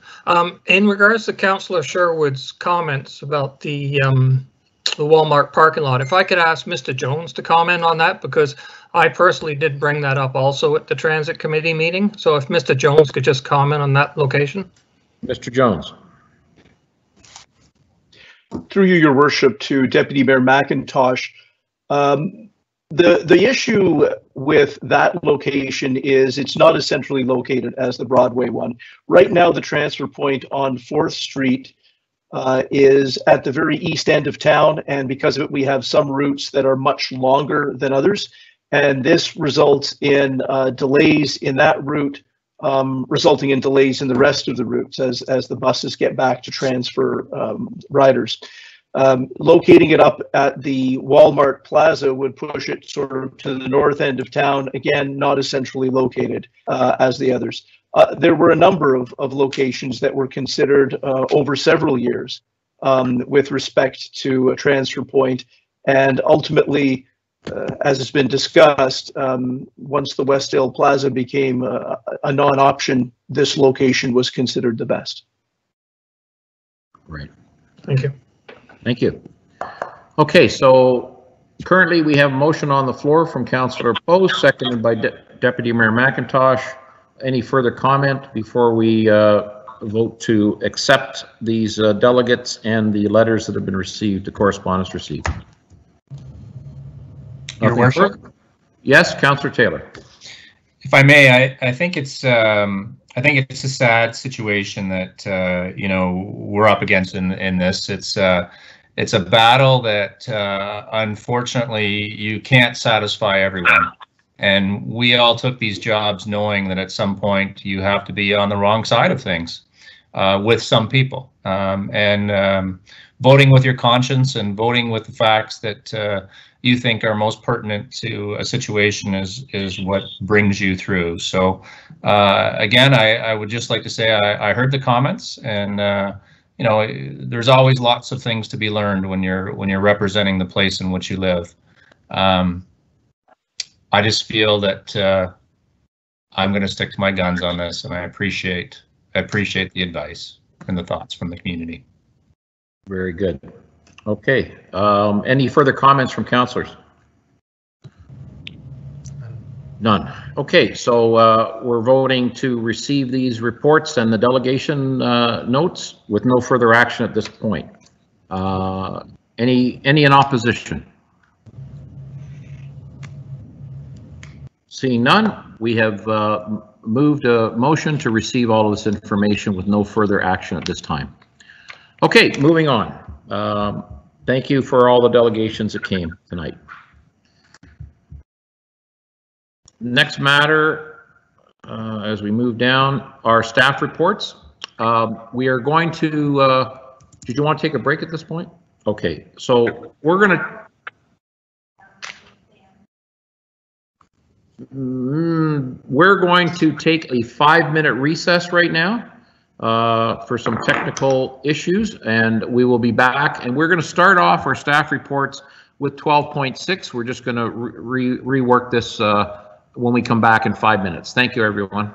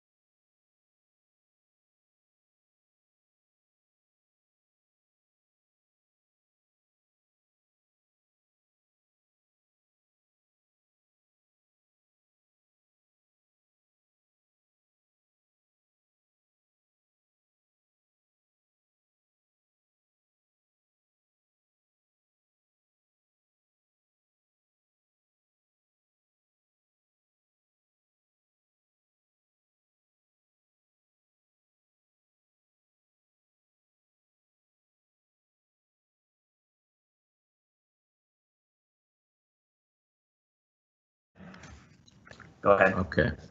All right. Okay. Ladies and gentlemen, we're back from our short break. So we had a closed session today, and coming out of that closed session, we are to rise and report, and I'm going to read the following. The rise and report is that a confidential verbal report from Ed Brennan, CAO, regarding personal matters about an identifiable individual, including municipal or local board employees, public office holders, Hydro Board of Directors appointments be received, and that a confidential verbal report from Andrew McKinney, General Manager of Corporate Services, regarding a position, plan, procedure, criteria, or instruction to be applied to any negotiation carried on or to be carried on by or on behalf of the municipality or local board, municipal access agreement be received, and that a confidential verbal report from Ed Brennan, CAO, and Ray Osmond, General Manager of Community Services, regarding a position, plan, procedure, criteria, or instruction to be applied to any negotiation carried on or to be carried on by or on behalf of the municipality or local board, and a proposed or pending acquisition or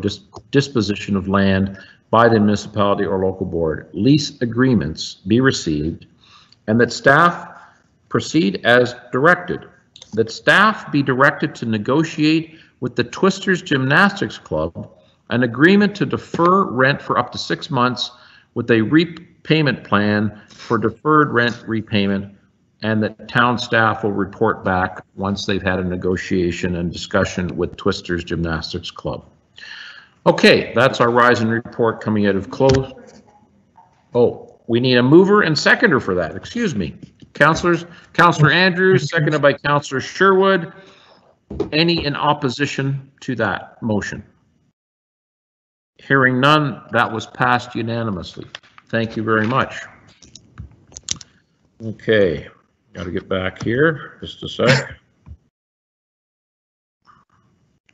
Okay, now we're moving into staff reports, and our first staff report, we're going to move up 12.6, Treasurer Nandini Syed. Madam Treasurer. Thank you, Your Worship. Through Your Worship, to members of Council, the report before you is essentially looking for an approval of our tax rates and the tax due dates for 2020. Very good. Okay, any comments from councillors at this moment regarding? No? Okay, then. Yes, Your Worship. Sorry, I couldn't text you quick. Okay. Yes, Your Worship, I couldn't text you quick enough. Councillor Sherwood, go right ahead. Yes, Your Worship, through you to the Treasurer. In your report, there's a bylaw attached asking for deferrals of the due dates. But that's not in your recommendation. So do we need to put a motion forward about that? Because, or are we automatically deferring the next due dates? I'm sorry, I'm a little confused because your recommendation isn't asking for it, but I see it's mentioned in the bylaw. Madam Treasurer. So those dates are first and foremost for council consideration. I do believe we included them in the bylaws if council does go that route. So essentially the due dates that are given are essentially 30 days deferral for both residential as well as commercial tax classes. So at this point in time, this is up for council consideration. Okay. So can I just get clarification? Education and county have deferred like 90 days, not 30 days. And so your ask is just a 30-day deferral, or up for consideration, a 30-day deferral, even though we have a 90-day referral to those other levying bodies, correct? That's correct. So the school board and the county has agreed to defer their June 30th to September 30th. If you look at our final tax due dates, they range between June through September, or in this case, some of the alternative dates will take us until November. So from a cash flow perspective, the 30 days that the alternative dates that we are suggesting, it would make the most prudent decision to defer it by 30 days so that we can allow for cash flow to remain stable, as well as we can give an additional 30 days to our ratepayers. And just one last question, Your Worship. Do you feel that that's really necessary? Do you really think 30 days grace is really going to make a difference, whether we stick to our normal due dates, or what is the real relevance of delaying it just by one extra month?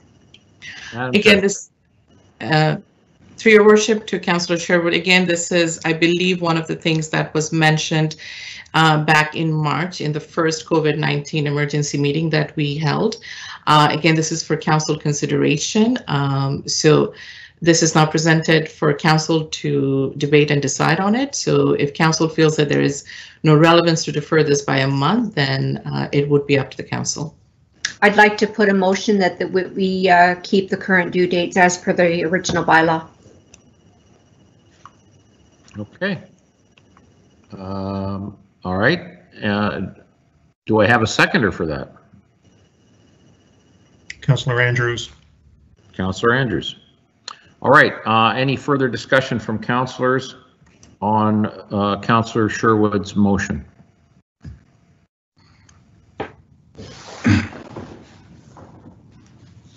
I see none. Okay, so we will vote. So Councillor Sherwood, just if you could read that one more time, what you would like to do? In order to accommodate the cash flow required by the municipalities, I would like to keep the current due dates of June 25th and September 25th for all classes, residential and commercial classes, in order to keep our cash flow going consistent. So in other words, no recommendation change to the standard due dates bylaw. Okay. Very good. So Deputy Mayor McIntosh wishes to speak to this. Deputy Mayor. Thank you, Worship. I'm a little confused. Does this go along with what we decided back in April meeting, that we were going to give the taxpayers basically a break if they couldn't? Does this affect that at all, or is this a separate issue? I believe we're still waiving the penalties and interest component. Madam Treasurer, if you could comment, please. That would be correct, Your Worship. Yeah. Thank you. Okay, so we have a motion on the floor to leave the collection as a status quo. However, there is provision for relief of penalties and interest for those who find themselves in a difficult financial condition, and we recommend that they speak with town staff to discuss payment plans if necessary. Okay, so let's vote on that. Yes. I'm wondering if it would be appropriate, Your Worship, to include the remainder of the recommendations in that you're going to adopt the property tax rates as proposed. Okay, I believe Councillor Sherwood, do you want to just make sure you're concurring with that? Yeah, actually, Your Worship, I was going with the complete recommendation in the report and adding to the just extending it. Sorry, I should have clarified that I was just adding that I would like the due dates to remain the same, since we do need that for cash flow and we already have measures for penalty relief. Okay, so accepting the staff recommendation. Okay, so Councillor Andrews has seconded that clarification. Anyone in opposition to that? Your Worship, if I may? Yes, Councillor Taylor. Thank you, Your Worship. Through Your Worship to our treasurer, I guess I just don't understand what the difference is here. Why are we making this change versus what you've put forward? Why wouldn't we just approve what you've put forward? Do you know what's the delta here? Madam Treasurer. Through Your Worship to Councillor Taylor, I'm not sure I'm following your question. Do you mind repeating your question again? So I'm sorry, it's probably just getting late in the night, everyone. I apologize, but so Councillor Sherwood has made a change to what you've submitted, correct? That's correct. And could you just share your thoughts on that change and what your take is, your advice on that? You've put forward a recommendation, Councillor Sherwood has changed it. What is your thoughts on that? What's your advice? To your worship, to Councillor Taylor. So the report has, it's a very standardized report. So every year staff will bring a passing of the bylaw for tax rate as well as tax due dates. So given COVID 2019 and given some of the council direction from previous meetings, we were just giving council some options in terms of if council wanted to, there are some alternative dates that council could consider. As I've said previously, that it is absolutely up to council's discretion whether we should stay with the standardized due dates or whether council would consider any alternative dates. And I think that's what Councillor Sherwood I understand. suggested. Thank you. Through your worship to the treasurer, if I may. So you're ambivalent to this. It's irrelevant, really. It just, there isn't a recommendation that you had. You're fine with this in either in any way. So again, those dates are provided for council consideration. As I said, there are standardized due dates that we follow year over year. Given COVID-19, there are some alternative dates that have been provided in my report for council consideration. And as I was answering to Councillor Sherwood, that it's absolutely up to council's discretion whether to go for those alternative dates versus the standard due dates. I understand. Thank you for your patience with me. All right. So at this point, the recommendation is to stay with the standard dates as historically we've correct, Councillor Sherwood? That's correct, Your Worship. Okay. All right. So we have a motion on the floor. Any opposition to this? Hearing none, is a unanimous vote with Councillor Sherwood's amendment to Treasurer Syed's report. So we are accepting that and approving the property tax rates, and we're leaving the collection status quo as far as the dates are concerned. Okay, thank you very much, Madam Treasurer. All right, we're going to go back up to the top of the list here. We have 12.1. Let me just run down here. Sorry. Okay, so this is a staff report regarding part lot control exemption application for Haymont Investments. This is the townhouse complex on Town Line. Pardon me? I'm sorry. 12.1. Is that? Oh. I'm sorry, am I missing the meeting? Hang on. Sorry, folks. Yes, I bounced to another location here. Hang on. It is getting late, Your Worship. Yeah, I know. There we go. Yes, I was down to the minutes. I'm sorry. It's sometimes difficult with this virtual to have any. Okay. All right, 12.1. This is Canada Day and special event cancellations. A recommendation that report number CMS RE 2020-001 Canada Day 2020 and special event cancellation be received, and that staff be directed to cancel any special events in town and programs up to July the 6th, including the cancellation of Canada Day celebrations due to COVID. And that staff be directed to continue working with the BIA to develop a reactivation plan for the Orangeville Farmers Market, conditional upon the ability to follow physical distancing recommendations. And we have Councillor Sherwood and Andrews wish to weigh in. Go ahead, Councillor Sherwood. Yes, Your Worship. I just wanted to make a comment with regard to the report for the events. I was speaking today to the president of the Blues and Jazz Festival, and it's noted here on the report that their festival's canceled, and in actual fact, it's postponed. They're still hoping to celebrate it. So I want that maybe corrected, just so that people are saying, oh, we should get the money back because it's canceled. at this point, they're really still hopeful. And one other event that isn't indicated here, on June 20th, there would have been a celebration of the National Indigenous Persons Day. And that again will be rescheduled, hopefully to the fall, again, because they don't want to lose the funds that have been committed. But I would maybe like them acknowledged on that list if they could just add that. Okay, so those two events are postponed rather than canceled for 2020.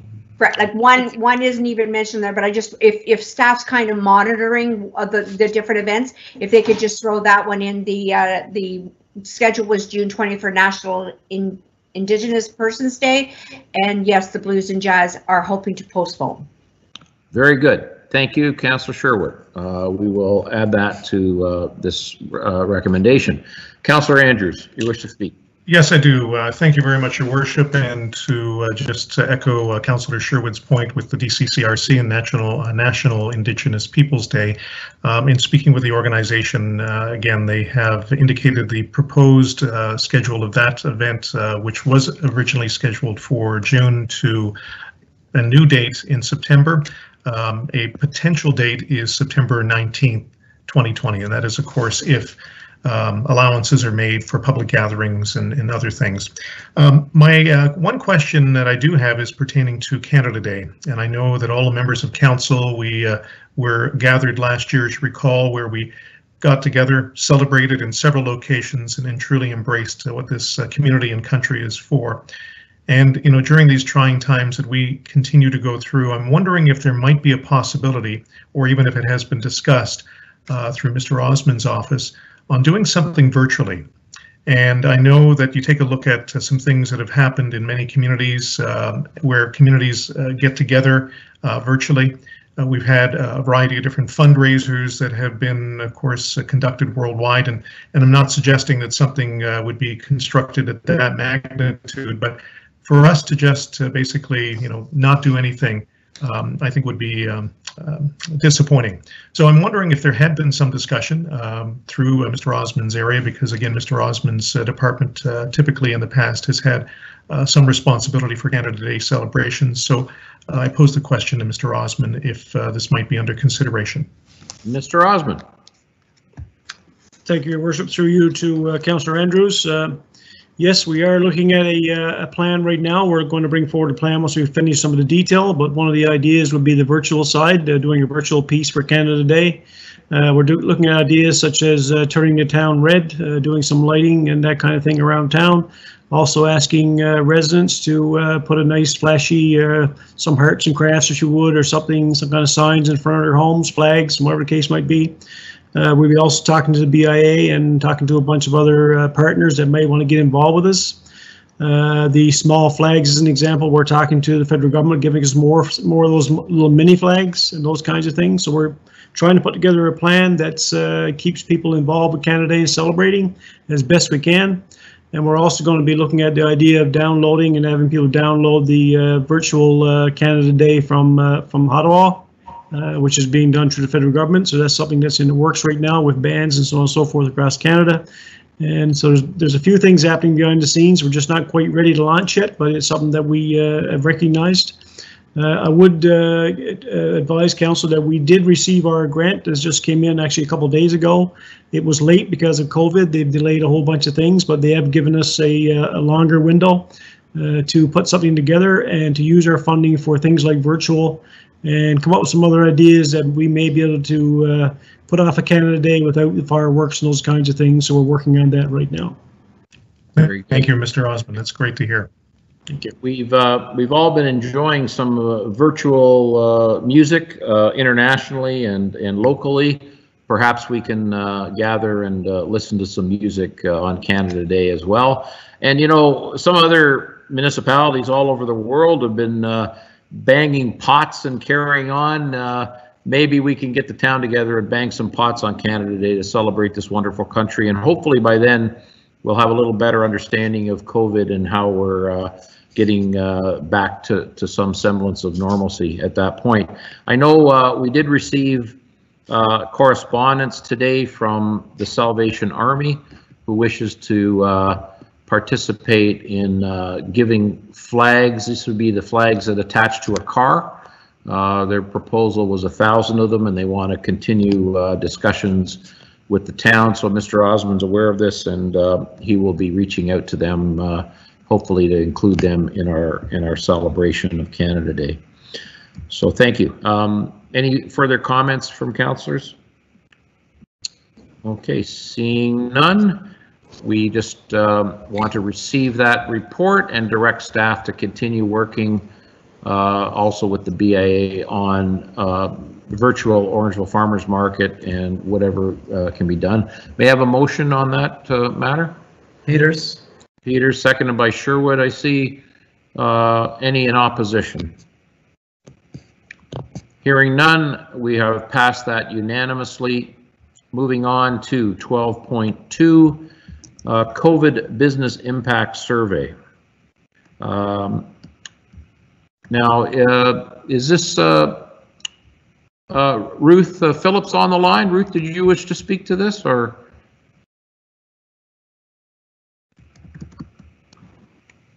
No? Thank you, Your Worship.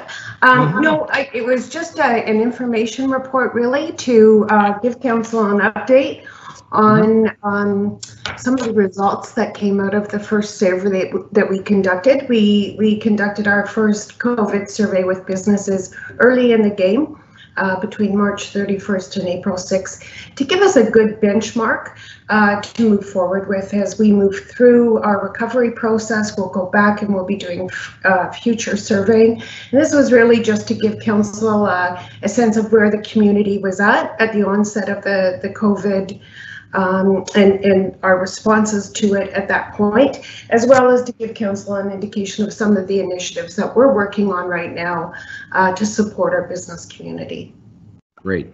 And I know going forward, Ms. Phillips, we need to pull together a recovery plan and a recovery plan committee, and I know that you will be working on that in the coming days and weeks. So thank you for your report. Councillor Andrews, you wish to speak to this? Just wanted to make a comment, Your Worship, and again, thank you to Ms. Phillips and her team for the survey, the process, reaching out to the business community. We know that it is trying times for a number of our businesses in our community, and this is just further evidence of the town's commitment to support the business community. And I think the results themselves provide some key data that will assist her department moving forward. And as I've spoken to Ms. Phillips, I am looking forward to being a part of that recovery team in some shape and form. As the chair of BDAC, I know that and our other members can provide a variety of input, but we are all encouraged by the decisions and the announcements that have been made by the federal, but also the provincial government, as we have seen already some of the slow return to the new norm with our business community as of this past Friday, and with garden centers and those that are associated to landscape businesses, and of course the other hardware stores in our community. I will tell you from personal experience, the lineups were very long, but there was also a significant pent-up demand by the members of our community. The business owners that I've spoken to also complimented the EDC office for conducting the survey. 191 different businesses participated, and it did provide a variety of information that was critical for the department to know, but also for the council to know as well. So again, thank you very much, Ms. Phillips, for the work that you and your team have done. Councillor Andrews, you'd like to make a motion to receive this report? I would, Your Worship, so I will end up having that motion to receive the report. Thank you. May I have a seconder for that? Post. Councillor Post. All right. Any in opposition? Hearing none, we have unanimously approved the receipt of that report. Thank you very much. 12.3, this is regarding the development of numbers 82 and 86 through 90 Broadway. This is the potential development of the parking lot site across from Town Hall. The report CMS EDC 2020-007 dated May the 11th regarding those addresses be received, and that council select a development option for the property. And there have been some options here provided, and also that council would approve funding of up to $50,000 for the development and full execution of expressions of interest, and potentially a subsequent request for proposal for the development of 82 and 86 to 90 Broadway. Any councillors wish to speak to this matter? Seeing none, may. No, Your Worship. No. Okay, Councillor Sherwood, go right ahead. Okay. Again, being the council representative on the BIA, as I go through this and I see the three different options here. Let me just quickly go back in my report. Sorry. So they're asking for three different options. I think with the BIA, in the spirit of our partnership agreement we have with that property, as a financial partner and a key stakeholder, I think that the BIA should be included in this entire process. And I would be very hesitant in choosing any of these recommendations without giving them an opportunity to meet and discuss this, or have staff reach out and talk to them, because if there's a potential sale, they're entitled to 75% of the net proceeds.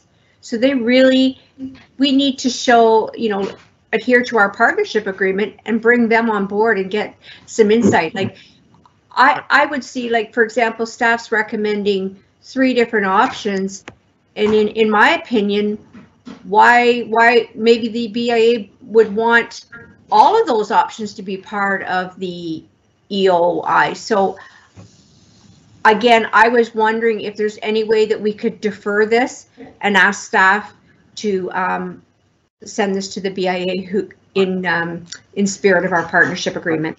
Yeah, I think Councillor Sherwood, that it's a legally binding agreement that the town has with the BIA. So I think they would be part of this at some point along the way. My feeling is that tonight's not the night to choose what type of legal relationship happens with a developer or not. My feeling is we should kind of remove those three asks out of this and agree to spend $50,000 on a consultant to develop a request for interest, and to engage the BIA and any other stakeholders, including the town, to come up with a recommendation to come back to council. I don't think today's the day. We don't think we have enough information about what all of these options mean, and I don't think we can make that call tonight. So.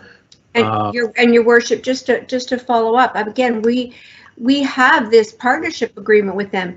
We need to make the board aware that we've even considered this. Well, we had previously, right? This is not the first time this has come in front of council, and I believe we haven't provided that to them in writing or anything other than me verbally mentioning it. They seemed unaware. I have had personal meetings with both Allison, Joe Samet, Troy. I mean, I've also been in front of the entire board of the BIA, and that issue did come up. So I think they know something's coming. I think we have to have a start point here, and the start point is let's let a consultant who understands the dynamics of various partnerships come back to council in the next several weeks with recommendations after town staff and the BIA is consulted, and we'll come up with the right answer at that time. That's my. I've got Councillor Peters and then Councillor Taylor. Councillor Peters, go right ahead, sir. Thank you, Mr. Mayor. I just wanted to offer some insight as someone involved in the construction industry, and I see these types of contracts come up. So I think it's there's two things we need to address here. One is the type of contract, certainly, but the other is what that space will become, because that may drive the type of contract that we look at, depending on what's being housed there, what sort of revenue streams are present or not, the sector of development that we're looking at, be it residential, commercial, institutional, that kind of thing. So I don't think we can answer one question without the other. And I wonder if, we need to steer it more towards the feasibility of the use of the land rather than the contract type, and let the type of building dictate the best path forward when it comes to the economics and the structure of the contract. Right. Right. Yeah. I mean, I think we've yet to determine the creative use of this wonderful piece of land, and whether we do know. I think we know that parking is part of the solution here, or part of this building. But we need some creative thought into this, and we need to look at other municipalities and what successes they've seen, I think, and that would be, I would hope, what the consultant in conversation with town staff and the BIA would come back to us with down the road. Okay, so I just want to agree with what you're saying, Council Peter. We need to determine what is this entity before there's any contractual discussion. I agree. Yeah. Okay. Okay, so I see Councillor Sherwood will get to you in a sec. Councillor Taylor first, and then Councillor Sherwood. Go ahead, Councillor Taylor. Yes, thank you, Your Worship. Councillor Peters kind of stole my thunder there as well, but I would suggest that the discussion tonight is again, I guess maybe you've said this as well, Your Worship, but the 1 through 3 is really not what we're deciding on at all tonight. I think the vote, if anything, if we have one, is about sharpening our axe before we cut down a tree here, and finding out exactly what paths are available to us. And I really think this dovetails nicely, I guess, to the optimistic nature that most of us have, and that is we are going to come out of this crisis that we're in. And I think it's incumbent upon all of us, town staff and council, to ensure that we're preparing ourselves to be ready, because provincial funding and federal funding, I do not know this for fact. I'm espousing my opinion, but I believe that they will be coming out with some massive programs for infrastructure, and this just absolutely makes sense. And on top of that, to Councillor Sherwood's comments about the BIA, it sounds like everybody's had discussions with them. If you're on council, you get to talk to BIA and let them know what you think about this development. But to me, we said that with the parking of that transfer station, one of the ideas is that we'd look into this other building and this other plot of land and what can be done there in terms of parking. And that's our obligation to them and to the downtown to be able to explore this item further. So to me, I'm not ready to make a motion. I'd love to hear what everybody else says, but it's all about, are we going to pay this fee to get this planning portion off the ground? And that's what we're debating. Right. Exactly. Okay, Councillor Sherwood, you wish to speak again? Go ahead. Yes, Your Worship, through you to Ms. Phillips. Can you please tell me where we would be getting the $50,000? Is it in this year's budget, or are we going to be dipping into reserves? Through you, Your Worship, to Councillor Sherwood, I would have to defer that question to our treasurer, or perhaps Ray Osman, the general manager. Right. Okay. So can anyone of those Let's answer? go with Mr. Osman or Mr. Brennan, but Mr. Osman. Your Worship, certainly the treasurer can come in, but I think my understanding is we're going to take it from capital reserve and use those funds at this point and see if we can get this thing off the ground. Just for clarity, these recommendations came back after council asked for us to bring back a report on just provide directions, and you're all talking about exactly what we're trying to do. And in order for us to deliver that, I think we need to get the consultant that would be there with the expertise to steer us in the right direction. And we would answer would give you options how you would answer these questions going forward. But I think our first discussion, we discussed the finances. We discussed taking it from capital reserve for the overall town. Okay, thank you. Councillor Sherwood, did you wish to speak again?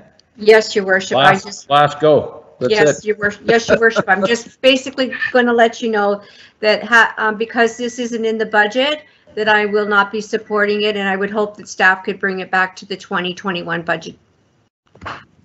Okay, well, my opinion, and I'm going to dovetail onto Councillor Taylor's thoughts, is I think that this is of imminent concern for the town. I think we should be pursuing it, and we should have some understanding in the event that federal or provincial infrastructure dollars do present themselves to us. So I think we should be moving forward today, not waiting till the fall or 2021.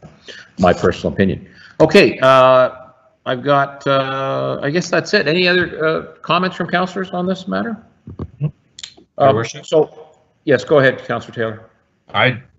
Do we have a motion on the floor or no? Well, I think what I kind of cobbled something there. I thought we should be removing the type of legal entity that this will become, but leave in the $50,000 consultant's fee or spend that town staff will be allowed to move forward with this and engage all of the stakeholders, of course, including our BIA, as Councillor Sherwood has indicated. So that, are you, sorry, Your Worship, I will make that motion. I'm looking for a seconder. I'd like to second it if that's okay. I do have Councillor Peters weighing in. Councillor Peters, go right ahead, sir. Thank you, Mr. Mayor. Just quickly, I was hoping Mr. Osmond could clarify sort of where the 50,000 came from. Does that sort of cover the exercise that we're talking about, or was there additional scopes of work in mind that had to do with the contract structure? Mr. Osmond. Your Worship, through to Councillor Peters, no, this was just strictly to deal with the consulting fees to get everything in place and do the legwork and put the process in place and go after, look at all the options and see what comes back. Okay, so just, if I may just clarify, so this would include investigating the planning aspects, basically the type and size and scheme of the building, and as well as any sort of long-term economic structure. That is correct, and we've already started to engage our planning department, planning division as well. They're involved in the process to allow us what we can do right now within our within that context. But the actual overall process involving a consultant would actually put all that in one big package. Thank you. Okay. Seeing no additional requests to speak, we have a motion on the floor. Or is anyone in opposition to the motion that I made, seconded by Councillor Taylor? Councillor Sherwood. Councillor Sherwood is in opposition. Very good.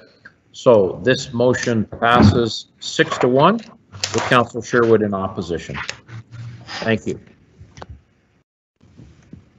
Moving on, 12.4, electric vehicle charging stations.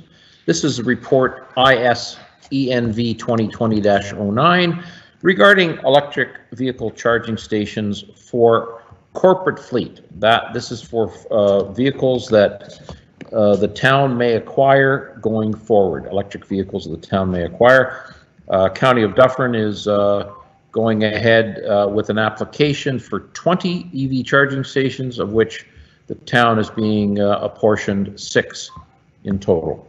So, and this motion, or this recommendation goes on to state that the council will approve installation of 4 stations at the operations center and 2 stations at the town hall staff parking lot, and the council directs staff to include funds for the transition of appropriate light-duty municipal vehicles to electric in the draft 2021 budget based upon their scheduled replacement dates. I do have Councillor McIntosh wishing to speak, and Councillor McIntosh, go ahead. Thank you, Your Worship. This is Deputy Mayor McIntosh, excuse me.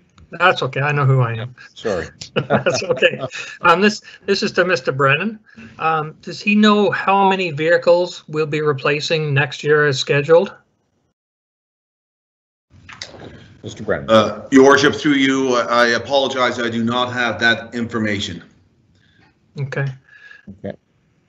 I guess staff will be coming back to us with that in as part of our draft 2021 budget.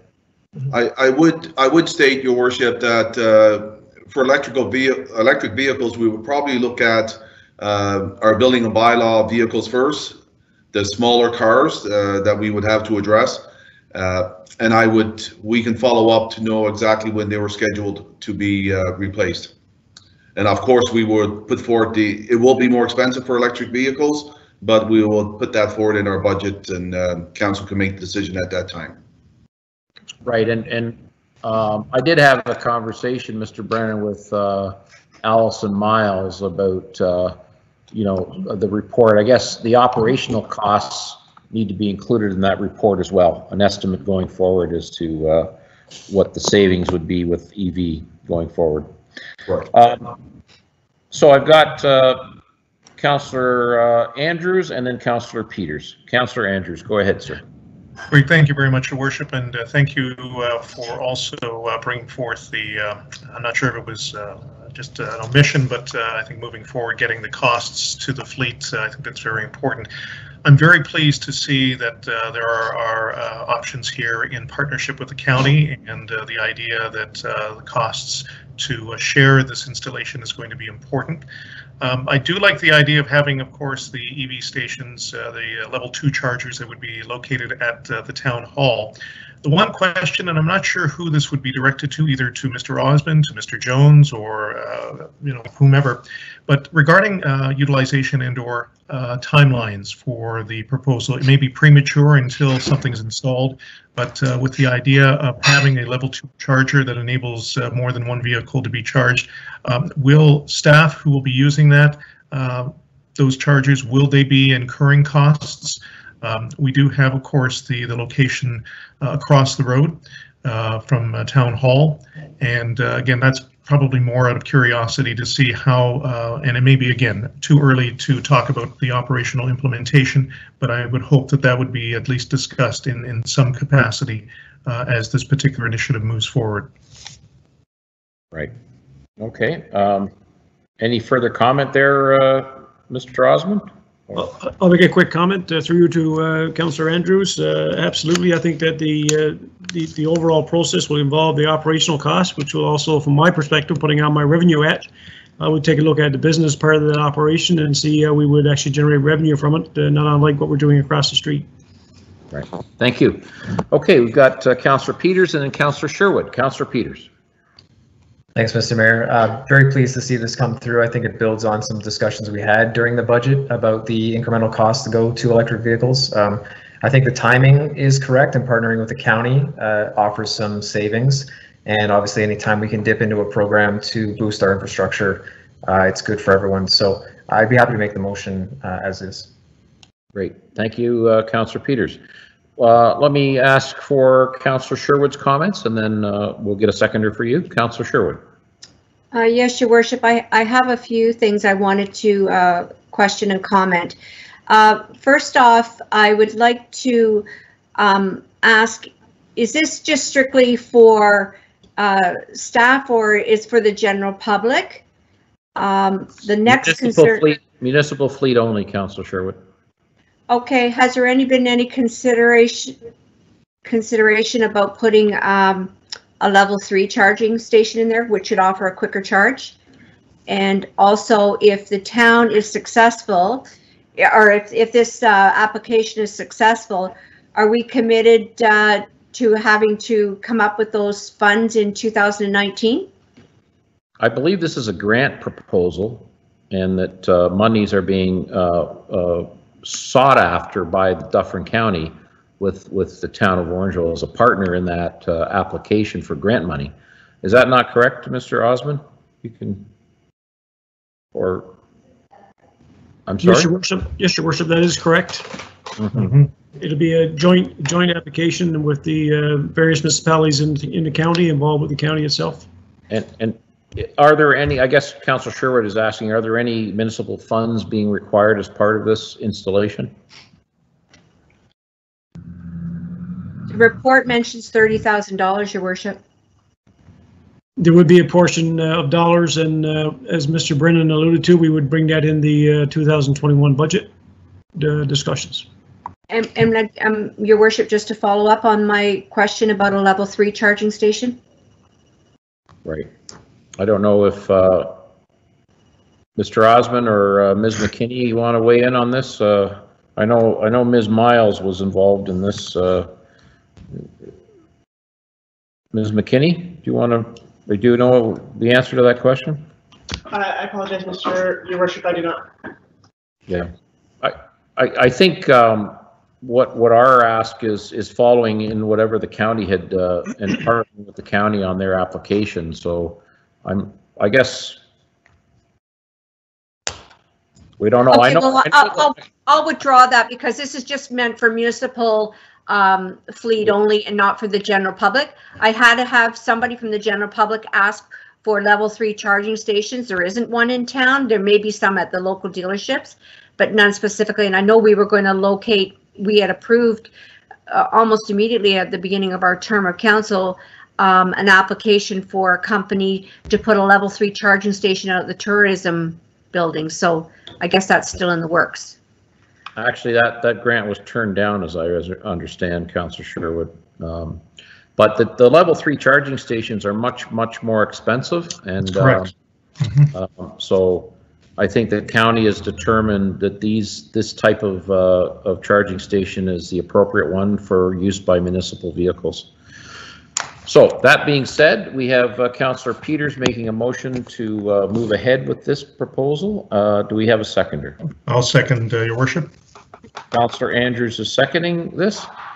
Do we have any in opposition? Hearing nothing, that means we have passed this unanimously. Thank you very much.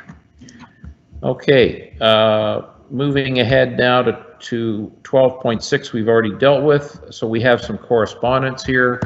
Recommendation at the... You missed 12.5. Oh, I'm sorry folks. 12.5, right, okay. 12.5, facilitation of electronic committee and public meetings as a COVID-19 measure, and that is a recommendation that report CPS CL 2020-012 regarding facilitation of electronic committee and public meetings as a COVID-19 measure be received. May I have a motion? Councillor Post will move it forward. Councillor Post, seconded by? McIntosh. Deputy Mayor McIntosh. Any further discussions on this? Yes, Your Worship. Go ahead, Councillor Taylor. I guess my question is, I appreciate why this is written and the circumstances that it's about. What about developments and public input, and how we'll handle that moving forward? Has anyone thought about that? And I guess in the past, you know, council chambers could be full on occasion for certain events. My concern with this is, you know, people won't necessarily be giving their input in a way that it's traditionally received by councils, and I worry about the outcome of that, and you know, I guess just the transparency and people feeling that they're part of a process. Well, I'll let our town clerk speak to that, but I do know that all of our residents have the opportunity to speak to council members at any time. They have the opportunity to send in letters to our planning department at any time. You know, the way things were run 20 years ago is a little different than today. So I would hope that all of those options are still available to everybody to engage any councillor or staff member as needed. And although I agree with you, Councillor Taylor, it is sometimes having the larger dynamic is more exciting. We are in a very unusual situation right now, and let's hope, and we are starting to see movement now on opening up the economy and opening up other parts of our world, and let's hope in the next couple of months we're going to get back to some semblance of normalcy. Councillor Taylor. Your Worship, if I may, to be specific, and you know, maybe I'm not understanding the document as it's written, but I think I am. And I guess for me to have to, in this environment, get a document from Town Hall on a Thursday and react over the weekend for a Monday meeting on such a big event, you know, as a development, you know, I'm just not comfortable with it. I don't think any of us should be comfortable with it. What specifically are you talking about, Councillor Taylor, on because these development matters go on for months and years. I don't think there's ever 3-4 day decision on a development, is there? Well, there'll be consultation as we go, but we all know that when a development comes to council at the final push, there is a large contingent of residents that would come and want to be part of that process. And if they were to be writing in on a large development with only a few days, and I agree with you, Your Worship. I mean, they've had months to do this, and there's a process in place. It's just the emotiveness of, if that's a word, emotiveness. Maybe Joe can tell me if it is. But you know, the emotional part of that is people want to be heard, and they want to know that they've been heard. And I don't know, this kind of, I wish we weren't in these circumstances, I guess. And I'm not comfortable with the development portion of what this could mean. Yeah. Well, I think the provincial government is well aware of all of these issues, and they have suspended, I think, some planning decisions currently, and they're going to be brought back, I guess, sometime soon. But you know, there are some issues that are in the hopper right now that I presume are near the end of their exploratory and consultative life. So, but anyway, it's a long and drawn out process, and you know, any development that goes on in town there's been multiple opportunities, and this is a very unusual situation we're in, Councillor Taylor. So I agree with you. Let's hope we can get to it, but in the interim, we still have to move ahead with the town business. So we absolutely do, and I'm not being specific, Your Worship, because I think, you know, as council we have an understanding of what potentially could be coming in future meetings. But I just don't feel good about this as it's written. Right. Okay. Very good. So back to where we're at with this. We need a motion to receive this. May I have a motion to receive it? I think you have one, Mr. Mayor. I do? I'm sorry. I think I moved it to receive. Okay.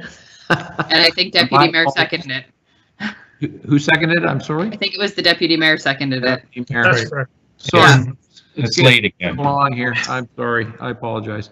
That's great. So we will ask for any in opposition to this recommendation. So in principle, I'll be in opposition. Okay. Councillor Taylor is in opposition. Hearing no other opposition, this matter has passed 6-1 with Councillor Taylor in opposition. Thank you. All right. So I think we're out of staff reports now and moving on to correspondence. We've got a number of items here. Township of Amaranth Emergency Community Support Fund. We have Town of Mono with a CRTC Broadband Fund letter. Orangeville BIA looking for support for small, medium-sized businesses during the COVID and post-COVID-19. We have a letter from Angela Banks regarding the proposed Hanson Boulevard development, and we also have the letter from Twisters Gymnastics and Trampoline Club. May I have a motion to receive this correspondence? Councillor Andrews. Councillor Andrews, seconded by? Sherwood. Okay, Councillor Sherwood, seconded. Any comments on any of these items, councillors? Seeing none, any in opposition to receiving this correspondence? Hearing none, we have passed this unanimously, the receipt of these pieces of correspondence. Thank you very much. Moving along, we have committees and board meetings. This is a recommendation that the minutes of the following meeting be received. That is the minutes of the Orangeville BIA for their meetings of February the 19th and April the 9th, 2020. May I have a motion to receive? Peters. Peters, seconded by? Post. Taylor. Post. All in favor? Aye. Yes. Yes. Yes. Yes. Yes. Any opposed? Hearing none, that has passed unanimously. Okay, notices of motion prior to the meeting. Anything? No. Okay. Notice of motion at the meeting. I had circulated a document which was from Halton Hills, and it talked about making sure that consultations with our residents and our businesses happen. And the reason I'm bringing it up at this point was to allow town staff to review other municipalities and how they handle these things, so that and again, there's really no fingers to point on the bus transfer terminal. I think the Transit Task Force did what they were asked to do. Town staff did what they were asked to do, but the one missing piece there was the formal engagement of the businesses who are directly in line with the bus transfer terminal. And I think we need to correct our process, and I would like to ask town staff if we can embed something in our process that will make sure that this doesn't happen again in the future. So I'm going to work with our town clerk on the wording of this coming into the next meeting, but that's the gist of it. And again, I just think it's a housekeeping matter. I think we all realize that we should be as transparent and engaging the public as much as possible on every item that comes in front of us as much as we can. So that's just the sentiment I have, and we'll share a little bit more of it next meeting. So thank you. New business. Does anybody have any new business? Councillors? I just wanted to make one comment. This is National Police Week. We had a proclamation today on National Police Week, May 10th to 16th. I just want to thank all of our police staff here at Orangeville Police Service for all the good work they do, and of course our hearts go out to those that were involved in that terrible incident out in Nova Scotia. Police officers are in harm's way, and it's a difficult job, and we really thank all police officers across the country for all that they do for the citizens of Canada.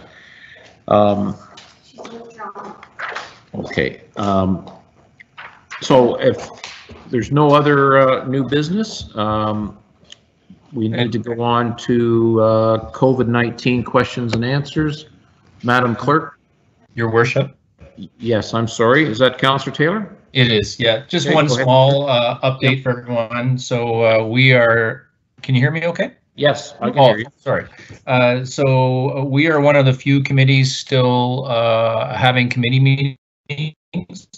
And if you're so inclined, you can watch the next episode of the Police Services Board, which will take place on May 19th at 5 o'clock, and it'll be on the town YouTube channel. So, if you have questions or concerns, please feel free. Very good, thank you. So we have no COVID-19 questions for today. And Madam Clerk, that was the only question that's been withdrawn now.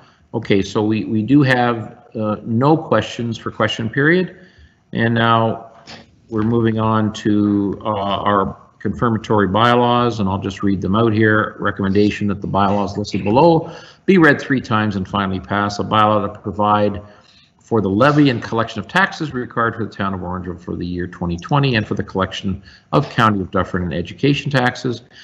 B, a bylaw to amend bylaw 2020-23, being a bylaw to establish emergency measures during the COVID-19 pandemic. And C, a bylaw to confirm the proceedings of the Council of the Corporation of the Town of Orangeville at its regular council meeting held on May the 11th, 2020. May I have a motion? I'll have a motion, Sherwood. Councillor Sherwood, seconded by? Andrews. Councillor Andrews. Any in opposition? Hearing none. That motion is passed unanimously. And hang on, what have we got here? I guess that's it. Motion to adjourn. McIntosh. He jumped in there, buddy. Seconded by. Who cares? Your worship, do we go back into closed? Well, the item has been withdrawn. The last one enclosed, and there'll be some further correspondence to council members. So again, we had Councillor or Deputy Mayor McIntosh motion to adjourn, seconded by, sorry. Post. Yeah, I'm good with that. Councillor Post. Any in opposition? Hearing none, that has been passed unanimously. We are now adjourned. Thank you, everyone. All the best. Thank you so much, everyone. Good night, everyone. Good night. Take care, folks. Good night, all. Good night.